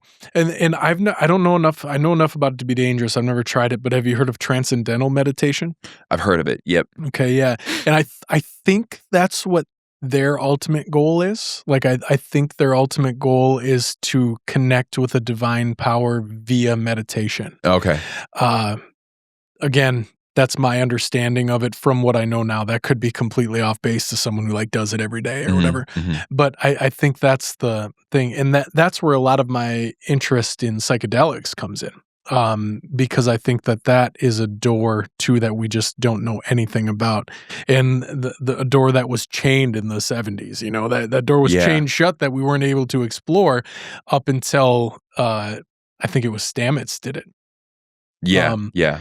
But that I think there's so much for us to learn in that area that I can't wait to see now that the chains are coming off. I can't wait to see what true science does. Me too. Yeah. It's gonna be so cool. It will be. Yeah, because it ultimately like it brings an awareness, whether it's the meditation or a psychedelic. Like I think they're kind of all tools to like remove ourselves a little bit to our attention. Yeah. And then you kind of just see things for what they are a little bit more. And it's that I heard somebody else say this, maybe it was like Rick Rubin or something, but like a psychedelic would be like a fast track to the same place as like a meditation or something else like that could get you to. But it's like a cheat code. Yeah. Yeah, in a finite amount, and it ends. But it's like I don't even know, like a steroid almost for like getting ripped. You're like you can get there, and then like you still got to do the work, kind of a thing. But yeah, because that's what they're doing with it now. Like there's kind of different wings that it's going, but one is like treating like depression and PTSD and stuff in a clinical setting. We'll use psilocybin for example. They'll take psilocybin, go through the journey.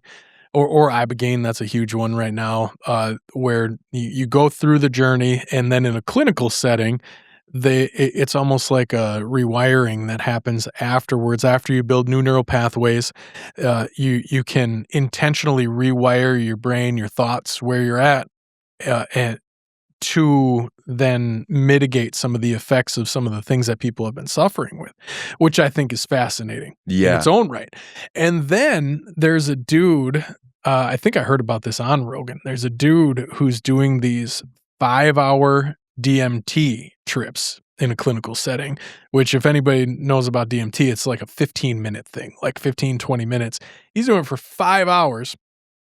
And people are meeting the same beings, telling the same stories that had no connection with each other. So it's almost like accessing one of these other places that we can't with our senses. And I think that's fascinating, dude. And what I thought about earlier when you were talking about when did this flash across my, regardless, you said something earlier that brought this up, but with one common thread that's come up with DMT is that there's a laser level that if you look at from the top while someone is on DMT, the laser of the level is code. Like it's like, yeah, dude, isn't that wild? Wow. So like there's a lot of theories and Like a construction level. Yeah. Okay. Wow. Yeah. And the red light, when people are under the influence of DMT, they see code in the light. Wow. So that's like some evidence to like some type of simulation, right? That if everything is code, that's really fascinating to think about. I can't wait to see what happens in the next 20 years of research that's been so put off for no reason. Wow. That is so interesting. I have a dear friend of mine did a deep psychedelic journey. He had a money addiction, like a gambling kind of a thing. Okay. And he did ayahuasca. Yeah. And after that, he talked to me about it, like how he was struggling really hard with it, and he hadn't told his wife, and it was like it was just a situation, and then ended up having such a positive impact on it that his wife went and did it too, like just being like, I want what you just happened to you. Yeah, what can I me. fix? Yeah. My that's interesting about the light. So my first album is called Apollo. Okay. And Apollo is the god of light in Greek mythology, light and music, actually. And so then when you break light up, there's 7 colors that we see. And then there's ultraviolet, infrared. And so then the first and the last song don't have any words because we can't see those colors. And then the 7 colors in between are a song for each color. And then in the Hindu the thing about the chakra energy. Yeah. Yep. Those are affiliated with a light, a color of light for each energy center within the body. Yep. And so then like each one of those, you go through a journey of that whole thing. That was like the concept of it. I haven't talked about that before, but I've never also gotten on a podcast where we talk about quantum entanglement either. So this is a great chance to plug that. Yeah.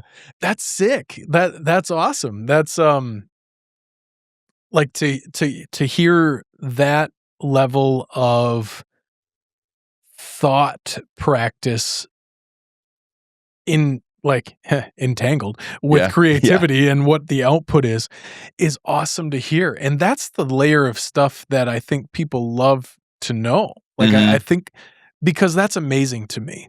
That's amazing to me. Most of the time my brain doesn't work like that. That I can't even conceptualize doing that, like coming up with the whole concept that you just said. And it's amazing to me to think about the journey you went through of making that come to life. It's awesome. Mm-hmm. Yeah, it was crazy.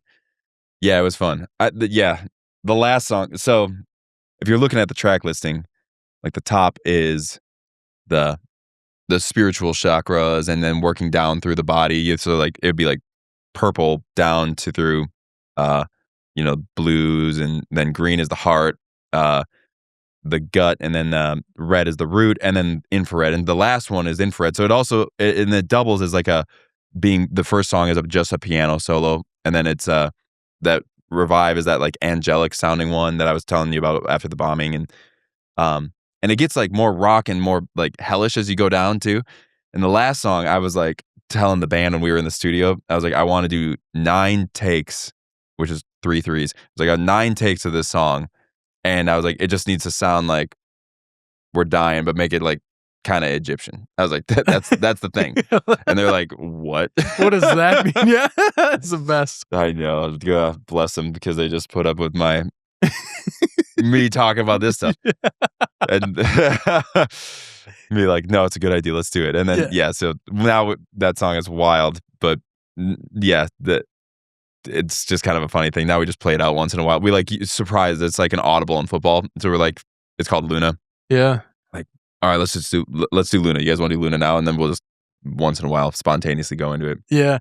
Well, I think that's where a lot of the best art comes from. I mean, a lot of people got kind of I wouldn't even call them fans if they did this, but like when Sturgill moved from like that first album he had that was really like Waylon sounding, you know, it was like traditional country. And then he did Metamodern Sounds and Country Music, which was like a complete trip. Yeah. And immediately, and Tyler did it too, actually, with like music that had this type of connotation, like thinking about something deeper than the reality that we look at every day. And I remember for both of them when they did it, a lot of their fans like were just like, what happened to the good old boy country you were playing? And I was kind of the opposite. I was like, this is the best thing I've ever heard because of this, because of the layers of thought and understanding and searching that go into that. Yeah, that's I'm both of those guys are like on my like Americana country Rushmore. Like that's like the type of country I listen to. Me too. Sturgill's second and third album, oh my gosh, are so good. Though it's the third one's like I forget the name of it, but it's the one with the ship in the crazy ocean. Yeah, I'm bad with album names usually. The only reason I remembered Metamodern Sounds and Country Music is because he says it. Like at the intro. Yeah, totally. And it's just such a unique album title, but most of the time I don't remember them. It'll come to me. Is it A Sailor's Guide to Earth? Yes. Okay. Nice. I don't know how I thought of it. But you tapped into that other version. I did. The other version of me who remembers the album names that came up. Yeah, but exactly. Yeah, so that was the first Sturgill album I heard, and I was like, this is awesome. And then I went backwards and found Metamodern, and I was like, oh my gosh, I love this guy. And it was just like, I started like, that was kind of what very early on when I moved to Nashville, that was like all coming out. And people were like talking about him, and I had a bad taste in my mouth about country music because that was in the wake of like when I moved there was the wake of the bro country movement, which I don't have a problem with if you like it, but it wasn't my taste, and it felt like AI was making the music before it was actually making the music. Yeah, dude. And so then when I found him, I was like, oh, him and Stapleton at the same time, they were kind of both coming out. Yep. And I was like, this is like something fresh, and it actually is like like artistic and like they had depth to it, which is the type of stuff like the Beatles are my number one, and to find then like somebody in country music who is doing things with introspective and like concepts and like concept albums and that kind of thing, it was very inspiring. I think deep is a great way to put it. Absolutely. And I never thought about it that way. I love the Beatles too, but I never thought about the resemblance of the journey of the decision for Sturgill to go the direction he did and kind of what they did in their careers with the started off as real clean cut and proper and then went the opposite direction. Yeah. Of that. Had concept like Sgt. Pepper. Like I think that Sailor Guide is very like Sgt. Peppery in the realm of like, it's it is a concept and a journey and like a story in itself. And have you run across Sturgill at all? He's in Nashville, right? Yeah. I haven't run across him, but I did play. So there's a famous thing on the internet where he was busking outside of the CMAs. Yeah, it was the best. Talking shit. It was awesome. Yeah. I was playing at the bar that night right next to him when it was happening. And someone was like, Sturgill's outside. And I was like, what? And he was nominated for the Sailor's Guide. He had his Grammy in there. He'd won Grammy for the Sailor's Guide album.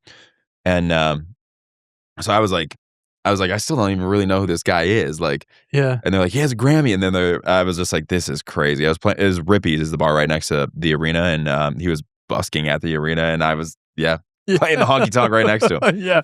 That was such a badass move when he did that. That was cold hearted in the best way. Did you hear his story about the home intruder he had? Did you hear that whole thing? No. This was a few years ago now.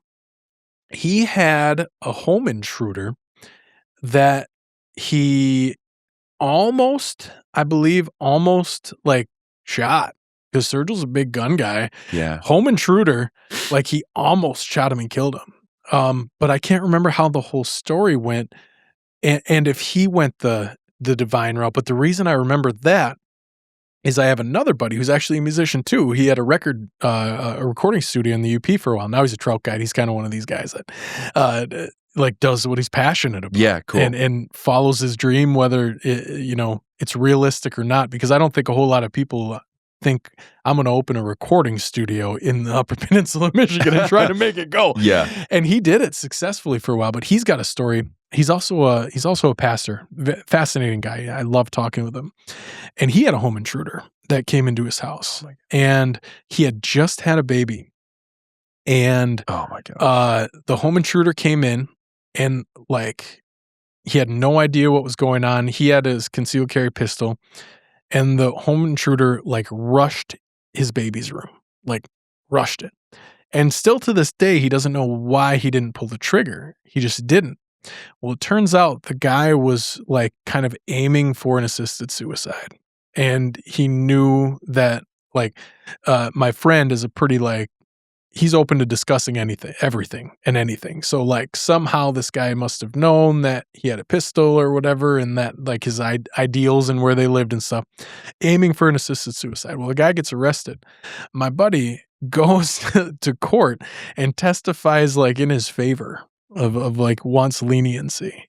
wow. Yeah, dude. Wow, that's He's an an amazing cat. enlightened guy. Yeah, he's an amazing cat. He's got some cool stories. But that's why I remembered the Sturgill thing, because the Sturgill home intruder, he told the story on a podcast or something about like, I think he was on his stairwell and he had like the AR on him. And I can't remember if the guy, I'm pretty sure the person had a gun or something. I don't know. I'll botch the whole story, but Sturgill's a fascinating guy Yeah. too. Yeah, I really like Sturgill. I mean, same with Tyler, like that camp, but yeah, Sturgill is like the more I've dug into him, the more I've really been like inspired and like refreshed that people like him exist. And Yeah. Isn't it invigorating? oh yeah, I think that's why it works so well. And I was working in radio at the time when like the rise of Americana was kind of coming up, because it's always existed, but it never really got its flowers. And I think Yeah. things like YouTube and stuff helped with that too. But like I was playing like Brent Cobb, Oh, yeah. Tyler, Sturgill, all of those people on the radio, because I was given like this cool creative license because I was in the UP. They were like, I'm just like, people are gonna like it. Just let me play it. Wow. Just let me do it. Were you a DJ? Yeah. Wow. I was a program director. So Yeah, cool. I got to pick all the music. I was on air and stuff. And I think the rise of Americana on the backs of individuals like that is because it is so, it's the anti-bro country. Yeah, And I say it every time someone tells me, I don't really like country music. And I'm like, no, you don't like radio country music. yeah. Like, give me 30 minutes and you will like what I consider country Yeah. music. 100%. I drove to Ohio last year to see Tyler and I slept in my car. It's like, dude. there's nothing like it. Yeah, it's like where it came from. Yeah. The genre itself, you know, like, excuse me, yeah, like a real human who grew up in Kentucky and can shred his voice and his guitar. Yeah. You know, it's like, it's not like I mean, and like, no offense to bro country, but like, they're like city kids Yeah. cosplaying country people. Yeah. And I'm from the country, and you know what I mean? Like, I'm like, Same. dude, this is offensive. I know. Like, I know. yeah, You stick a cowboy hat and some tight jeans on somebody that can carry a tune and is willing to put the mask on for a while. yeah, right. It's the mask again. Yeah. I know, because yeah, like the stuff that I make isn't really country, but it's like I think I'm at the center point. Like I was telling you, rock and roll, jazz, and like Americana country, like the Yep. Sturgill Tyler stuff, like that. I'm kind of triangulated in there. So like, even ironically, I'm playing that Hodag Country Festival next week, and I'm not really country. We have a violin in the band. But Yeah. like then that helps. You can get booked at a lot of country festivals that way. Yeah. We were playing Dave Matthews at a country fest like a couple of years ago. I mean, but it works. People It love probably hit. Yeah. People love the violin. It's just like a thing. It's Yep. like the harmonica's this way too, but like a violin, you pull out a violin anywhere in the world and everyone is in awe. That is like a mystical instrument. Mm-hmm. And but it makes it country enough. And I think it was like incidental, like I wasn't like thinking of it that way, but Yeah. It was. You just got to call it a fiddle, and then it's country. yeah, That's all it spill is. beer on it a little. Yeah, my little dude's obsessed with the violin. He tells me that's the instrument he wants to play. So every night before he goes to bed, we'll play like 3 songs, and I let him pick the songs I'm going to play and sing. He sings with me and all this stuff. Oh, And it's the best, dude. yeah, It's the that's so absolute best. sweet. Yeah. And I bought him, have you ever seen the Loog guitars? Yes. The 3-string ones? Yeah. So I bought him a Loog guitar. Never wears it like a guitar. He sticks it under his chin and he'll use whatever he can find as the bow, and he'll just like act like he's playing the fiddle with me while I'm playing the cool. song. And it's the best, man. He got obsessed with the fiddle when he saw Sierra Farrell. He went through a phase where he loved Sierra Farrell music. Well, you for brought like him 8 to Sierra months. Farrell. Oh yeah, dude. Well, Good dad. I didn't. I would have. I messed up because she was at Harley Fest in Milwaukee. They do that last year at like a 3:00 in the afternoon show. It would have been perfect. Oh my gosh. And I missed it. We had a family vacation and I didn't know she was playing. I would have canceled the family vacation. Like, he loved her that much. I can't believe he loves her that much, and he's 3. At that time he was probably towards the end of 3. Wow. Going to be close to 4. And now he's 4 going on 5. Okay. He doesn't. Wow. Yeah, his interest has kind of waned away from Sierra a little bit, but every time I put her on, he gets right back into it. He loves. He calls In Dreams, her song In Dreams. He calls it the Wispy song because it has this really cool like intro that's wispy, and I must have described it to him at one point. How'd I get on? Oh, the violin. Yeah, but he'll just take his Loog guitar. He's never tried to make a chord on it yet. Like, he's strummed it a couple times, but he's not interested at all. He wants it to be a violin. Yeah. That's what he Wow. wants to do. Yeah. That's incredible. You got all that fun stuff coming up, man. You get to see what your child like develops into and what their essence is. It's so fun. Yeah. He's 9 months, 9.5, and it's like Oh, you're almost there. happening. Yeah. Dude. He's like starting to emerge, and it's wild to watch. Yeah. Like, he's like started, like, I don't even know if it's like a joke or what he's doing, but he'll like start babbling and then he'll like crack himself up. And yeah, he'll like be like zap, zap, zap, zap, zap, zap, zap, zap. And I'm like, what are you doing? Like, what is going on in your head that you're like, that you find that funny? It's a hoot. It's the best, dude. Yeah. Yeah, and as you get to start seeing like who they are intrinsically as humans, my wife and I talk about the period from like 11 months up until like all the way to 3 Okay. so much. Okay. Because it was, for our kid, so many of his underlying points of being came into existence that we got to see. And I didn't know, like, it was my first kid. Like, I'm just thinking like there's going to be these developmental things that happen and we completely change. And of course that does happen, but there's these like core pieces that you can start to see at that age that now, even at almost 5, like, I wish I would have known when he was 11 months old, because I would have understood him better. Even though Yeah. he couldn't talk, I would have well, he could. He started at like 11 months to saying words, but it's like one word phrases. Yeah. Like, I would have understood what his mannerisms and his facial expressions meant now that I know him as a little human. Because they're the same. I can put myself back in those positions Yeah. and I can be like, I get it. I get why he was freaking out, because like now there's something that he truly enjoys that he didn't have the power to cling on to or force at that time, but he wanted it to stay or whatever. It's amazing, dude. Yeah. Yeah. I know. It's already been awesome.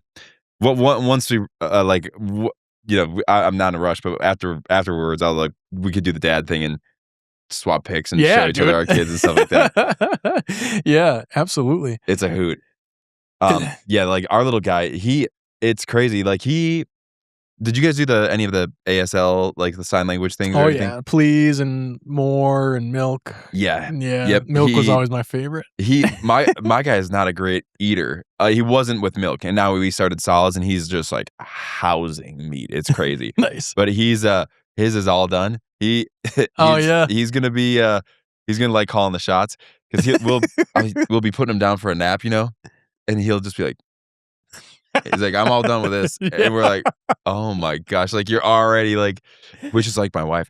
He looks like my color palette, and he's got her eyes, but like, that's how I would imagine that's how she probably was as a little kid, knowing her now, that like She like calling the shots.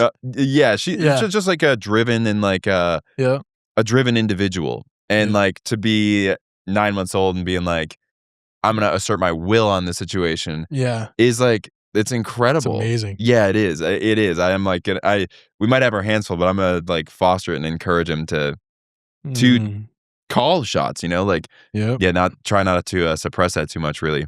Yeah, I had a conversation with my son's teacher about that this morning.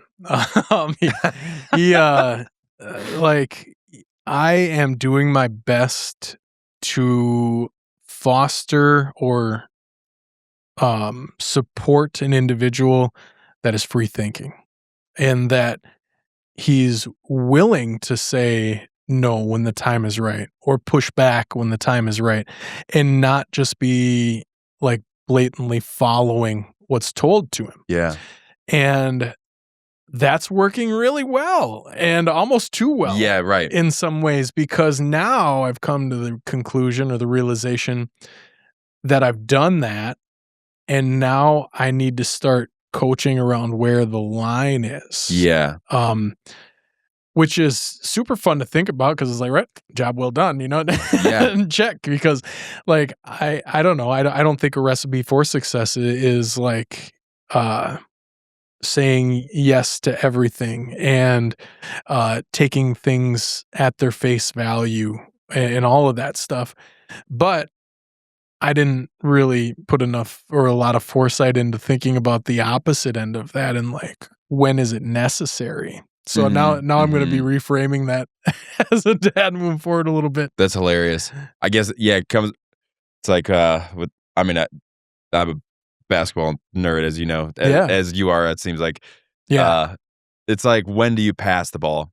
It's like, you've taught him now, like, how to get the shot.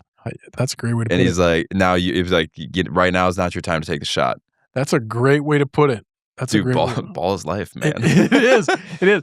I thought of a person when you talk to that, and actually he's from northern Wisconsin too. I thought of a person, excellent hooper, really good. I used to hoop with him a lot. Black hole. Oh yeah, he gets the ball, you're not getting it back. Yeah, which is not. No one likes to play with that person, right? Yeah, and you lose. It was tough. Yeah, playing with him was difficult at times, and that's a great way to put it. Knowing when to pass, because man, if he would have been at least a willing passer at points, he could have been much better than what he was. Yeah. But he played in a small northern Wisconsin school, and I'm. Was it Pembine? Where did he go? Florence. Merrill. He went to Merrill. Nice. Okay. Yep. Yeah. And he was good, man. Like, solid athlete, really good. And I'm sure he had a really, really like successful high school career. He could really hoop, but it was tough to play with him because he was a black hole. And yeah, knowing when to pass is important. And now I'm gonna have to start coaching around it. Yeah. But I think it's like I've been thinking about this too, just with like, how to teach littles that type of a concept, because it's in like, I feel like the games are the best way. Like, that's for me, like reflecting even back on my youth. That's like when I was. I don't think I knew it at the time, but that's like I was learning that kind of a thing through basketball, and I was in other things too, like I was in martial arts and stuff like that. But basketball was like when sometimes it's your moment and sometimes it's not, but like ultimately it's like the win that matters the most. And so like, are you like, if we're heading on a vacation and the kiddos acting a fool or something, or like slowing the team down, it's like that's a good way to, I think, describe that to like or explain that to be like, we're this is the opponent, and like almost like objectifying the opponent as getting out the door, and like what can we do to take that on, how do we work together, because that, I think, it's just like it's such a complicated concept to describe to a little.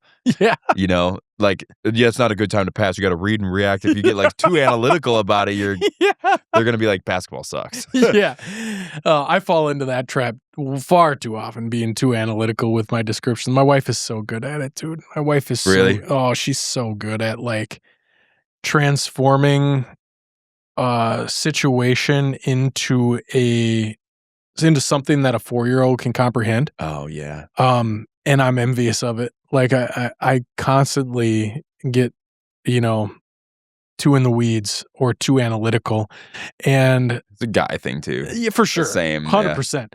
Yeah. And that's definitely an area where I like, man, I see her and I like try to mirror it. I try to like at least resemble it because it's so fun to watch. And I probably part of it is it's a mom thing too, right? Like Yeah. they can, they like she, no matter how close we are, she is his safety net. Like Yeah. since he could walk, if he's got a boo-boo, he will run directly by me and find his mama because it's the comfort.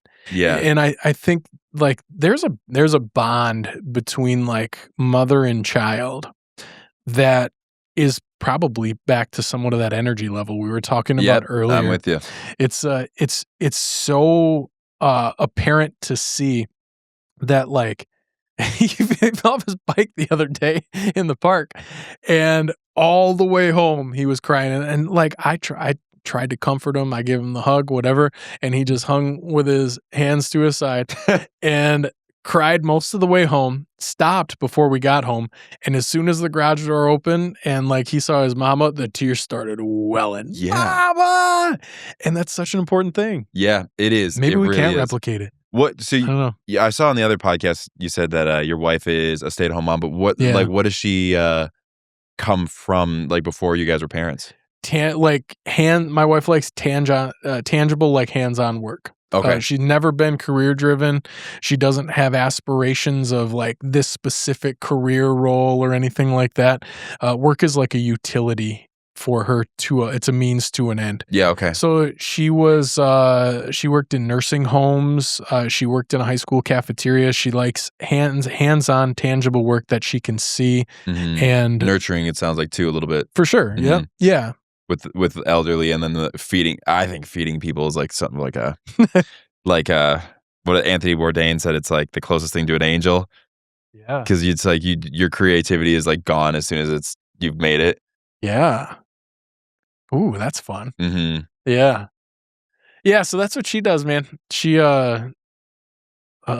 a great mom. That's what she is right now. She does a great job. That's amazing. Yeah, man. The picking the right partner is a really important piece of life. Oh man, yeah, it's the greatest. Like I didn't look at it as an investment when I was doing it, but like Yeah, neither did I, but I should have. yeah, I know. I just got lucky. same, and it is like yeah, it pays off. Like it is like actually the I've seen it so many times, especially with musicians' wives. You're either gonna go up or you're gonna go down. Like they are either gonna like help you find an orbit and get order to what you're doing, or it's gonna be an anchor and they're gonna try to like control or they Yeah. don't like the lifestyle. Yeah. You know. It's either rolling with stream or upstream, Yeah. It's, it really is. And I thank my lucky stars every day that I lucked into it. Because like that'll be the point of advice I give to my son Yeah. someday about Yeah.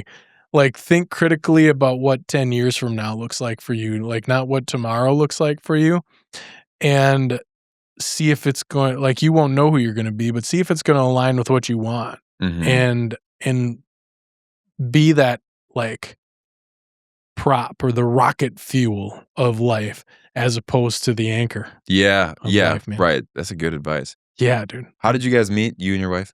I messaged her on Facebook. I lived in a tiny little town, northern Wisconsin. Actually, I didn't live in her town. I lived in Florence, Wisconsin.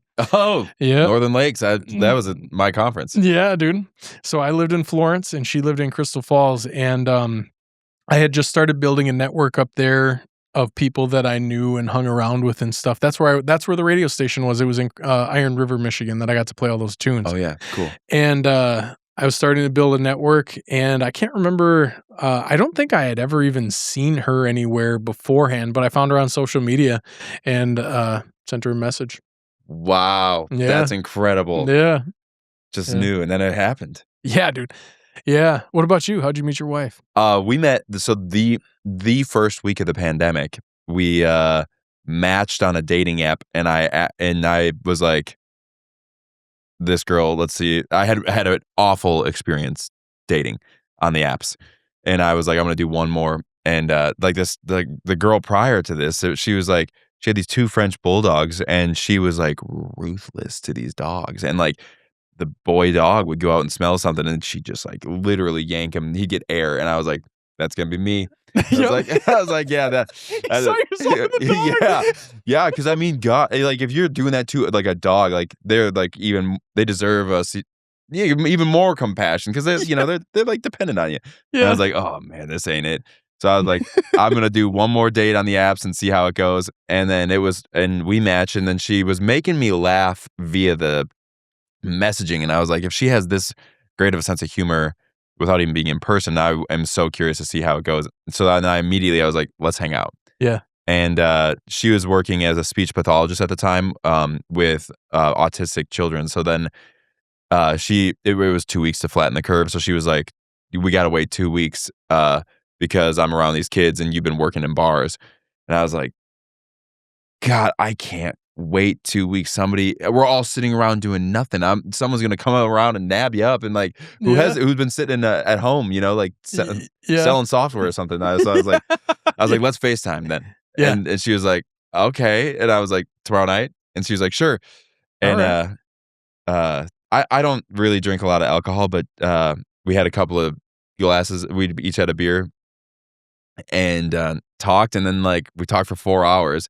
And I was like, and it was so great. We had so much fun. And then we ended up going on a hike. I waited for the 2 weeks then. And then I was like, let's get a date on the calendar. And like this day, can we go on like just do something outside? Yeah. And we went on a hike and listened to the Beatles. The Beatles were her favorite band too. Win. And, yeah. And her dad was a musician and he was like inspired by the Beatles. So yeah, we ended up playing, I met her parents that October. We went back and did a live stream gig together. Okay. I played with him. And then, then he ended up passing. Like we'd been dating like 15 months or something like that when they passed. Is the live stream gig one of the things that's a time capsule now? Is it? Yeah. You ever? We have it. Dude. She watches it like around that time every October. Like it was like her brother, me, and her dad like got to play together. It was the only time we played together. Back-to-back nights we played. That's amazing, man. Yeah, it's so cool. I know. So it's like full circle. It's kind of the same thing with this type of a thing. Just putting more and more little dents in the universe. And if you make it 4 hours on the first video chat, you say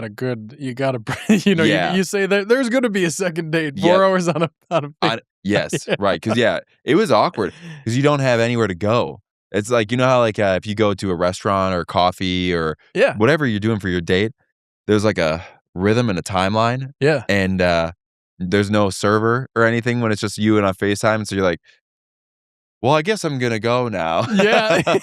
Yeah. So that's the best, completely open-ended conversation. Yeah. For 4 hours. That's awesome, dude. All right. Well, I'm sure you want to hit the road.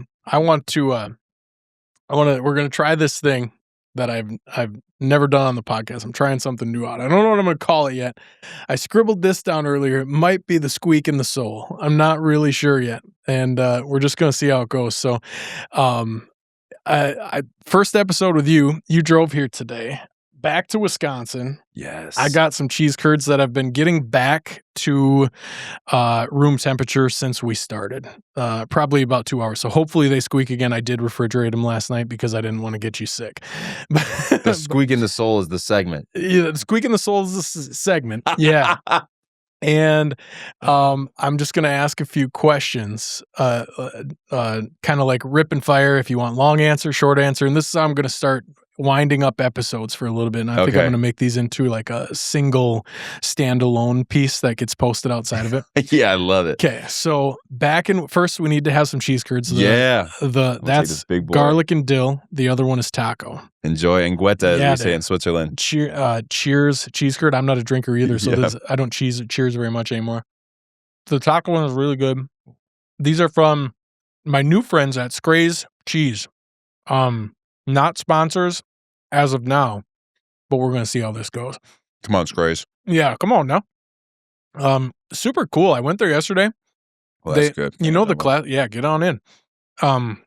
You know the classic, like buy a cheese curd, and they are squeaking again. So that's good. They're back to room temp.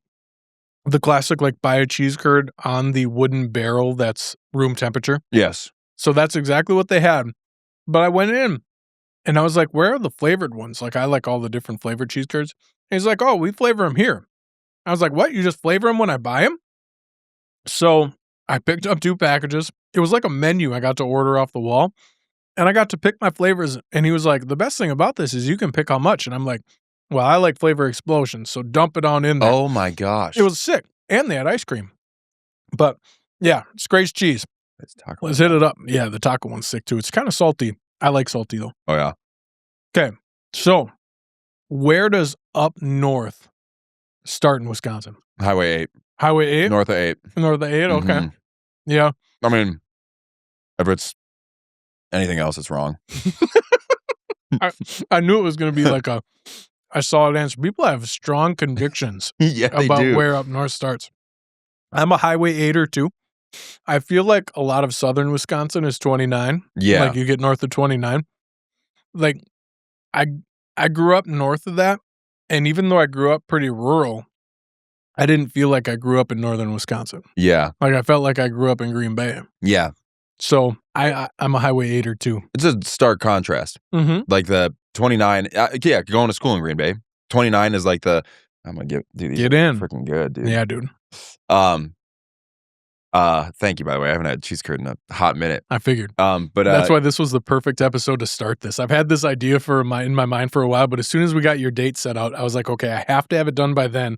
Because when you told me you were driving up, like you left Nashville at 3:00 this morning. Dude, I hardly even ate today. This is like, this Yeah. tastes so good. I got the rest of the bags, dude. We can eat 'em. But yeah, 29 is like, it's like fields and farmlandy, you know, Mhm. which is awesome. And that's like what we are as a state. But Mhm. 8 is like where like, it's like forest. You don't want to get left there at night, kind of. Yeah, National Forest, no reception. Yep. Absolutely. Mhm. Okay, so north of Highway 8. What kind of fish do you order when you get a fish fry? I'm a walleye guy. Okay. Mm-hmm. I also like perch. Hmm. Mm-hmm. What about you? I'm a percher. I Yep. used to be a cod person, but then I went to too many places where the cod was like pre-breaded and frozen, and I could tell, Uh-huh. and that's just not what I wanted. Yeah. So now perch. If I catching my own fish, it's always been perch. I Yeah. love perch, but going out for fish fry, it was cod until I was about like 25, probably.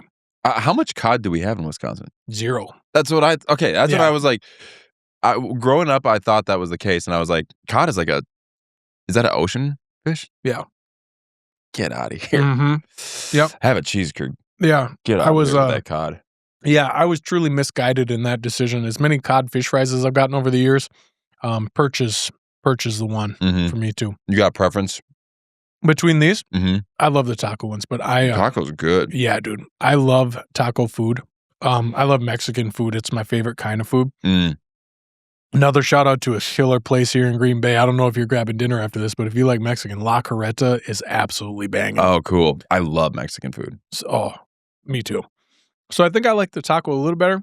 The other one, that's his own little concoction. He gave me the inside info. He described himself as a food snob. Uh-huh. And a traditional, like a classic cheese curd flavor is garlic and dill.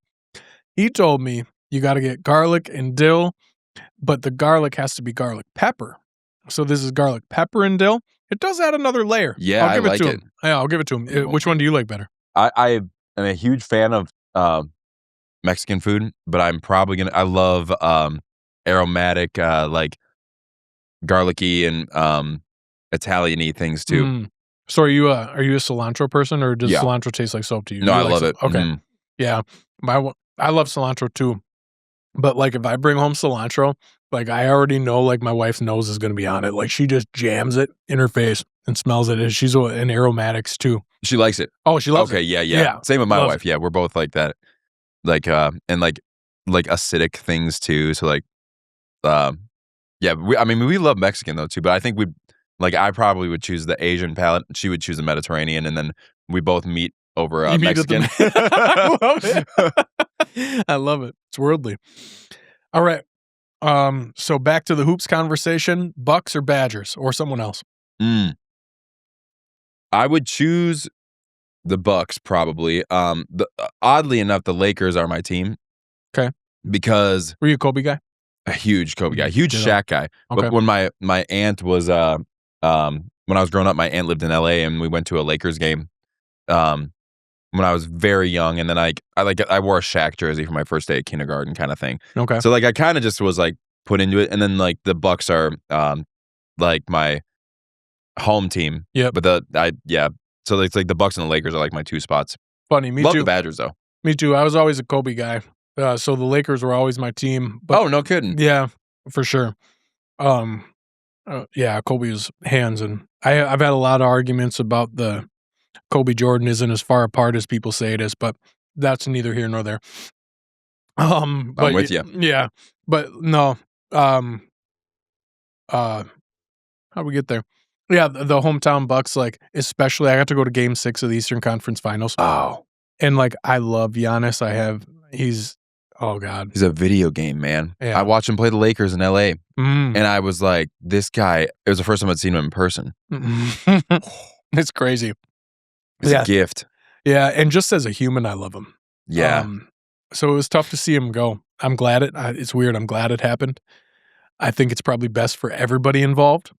I don't think he was going to get another championship here. I think he's got a shot now. I still don't think that team is like, I don't think they're contenders yet. We'll see what kind of pieces they put around him. It's weird to have him and Bam next to each other without a ton of other like perimeter firepower. Yeah.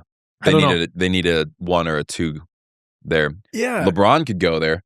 And it doesn't really fit modern NBA, but I mean, Bam and Giannis are really good. Maybe they can kind of shift that and turn it back to like more defensive minded type thing. I don't know. But I wish I loved the Badger basketball. I know we've had some success, but I just don't like watching it. Yeah. It's it's not the same. I mean, it was so fun when like Frank Kaminsky, when they were in the Final Four in the championship, that team was awesome. Yeah. And yeah, since then I've like Nigel Hayes was cool then. Yeah. Actually, I tried to get him on the podcast. He hasn't messaged me back, but Bronson Koenig, he was a sick baller. Oh yeah. Mm-hmm. He was really good. Oh yeah, Bronson Koenig. Oh, Sam Decker. Sam Decker was on probably that team. The best. Yeah. Him and Kaminsky probably had the two best U.S. careers. Yeah. Of that team, I would say. Oh yeah. Yeah. Yeah, they're both all, I mean, just like such a well-balanced team. Yeah. Who else was on that team? Zach Showalter, was he on that? Yeah, Showalter, yeah. Everybody hated Zach Showalter. Yeah, oh, poor guy. The team needs that, though. The team needs that guy that's like cut from the Grayson Allen mold, you know? Like, you don't have to go that far, but you need that. Yeah, you need that Dennis Rodman. Oh, my gosh, yeah. You do. You need that. Yeah. Shout out to Showalter for some Wisconsin history. I watched him when was he Germantown when they won the state championship in high school? I don't know. I can't remember. Kid had so many dunks, and it was one of the best like the finals run that I'd like ever seen, because I went to being a basketball fan, I went a bunch of years in a row to the high school tournament, and that year was electric because of Showalter. He had incredible blocks and awesome dunks. I was like, who is this kid? And then I was like, oh yeah, he's going to the Badgers. That makes sense. Yeah. Speaking of hometown kids that had a ton of momentum, it's kind of cool to see Tyler Hero come back to Milwaukee. Like his run when he was he went to Whitnall, right? Yeah. When his run through there, like that was when Ball Is Life was coming up on YouTube, and he had some sick mixtapes. Yeah. So it's cool to see him come home. Ball Is Life. That's you remember Ball Is Life totally, on YouTube, dude? Yeah. Yeah. Ball Is Life, Mac McClung will go down in infamy. Not in infamy. It'll go down in like the history books of like awesomeness of like basketball clip culture. Yeah, totally. It was the best. And Ball Is Life brought it. Okay. Favorite musician from Wisconsin? Oh man, we gotta have another one of these. Yep. Got this guy this time. From Wisconsin, man, I would probably say Bon Iver. Okay. I really like his music, and I find him to be Sturgill-esque with a fearlessness of reinventing himself. For sure. And that's the thing I admire. He was the first one that came to mind. Who else would I choose as like a runner-up? I'll stick with Bon Iver. Just what about you? I haven't come up with one yet. Since I wrote down that question, I've been thinking about it, and I haven't been able to pick my favorite. You Violent Femmes fan? No. I'm not. That you either love him or hate him. Yeah. Yep. Yeah. I don't even know anything about him. I don't know. Maybe is it one of those things that I would know a song if I heard it? Blister in the Sun. I'm gonna have to cut that out. YouTube will take down the video. YouTube's super strict. Yeah, they are. I know when I do a cover, it's so. Well, you cut that out for sure. Welcome back after we cut it out. Yeah, but I haven't thought about it yet. I haven't thought about my answer. I have to give it more time. The first one that came to my mind was Bon Iver. Mm-hmm. But there might be something I'm overlooking in my past that I'm overlooking. And then favorite hooper from Wisconsin, favorite basketball player. Ooh. Doesn't have to be, it either can be played in Wisconsin or from Wisconsin. Mm-hmm. Mm-hmm. I'm gonna throw out a throwback, Green Bay guy, but Jeff Nordgaard. You hip to Nordgaard? So played at Green Bay with Coach Gresh. Mm-hmm. And when I was playing at Norbs, Jeff Nordgaard, who I think wore 33, which is my favorite number, he would scrimmage against us. And this is well after he was out of the league. I think he got to try out for the Bucks and stuff. One of these deal guys. God, thank you for these.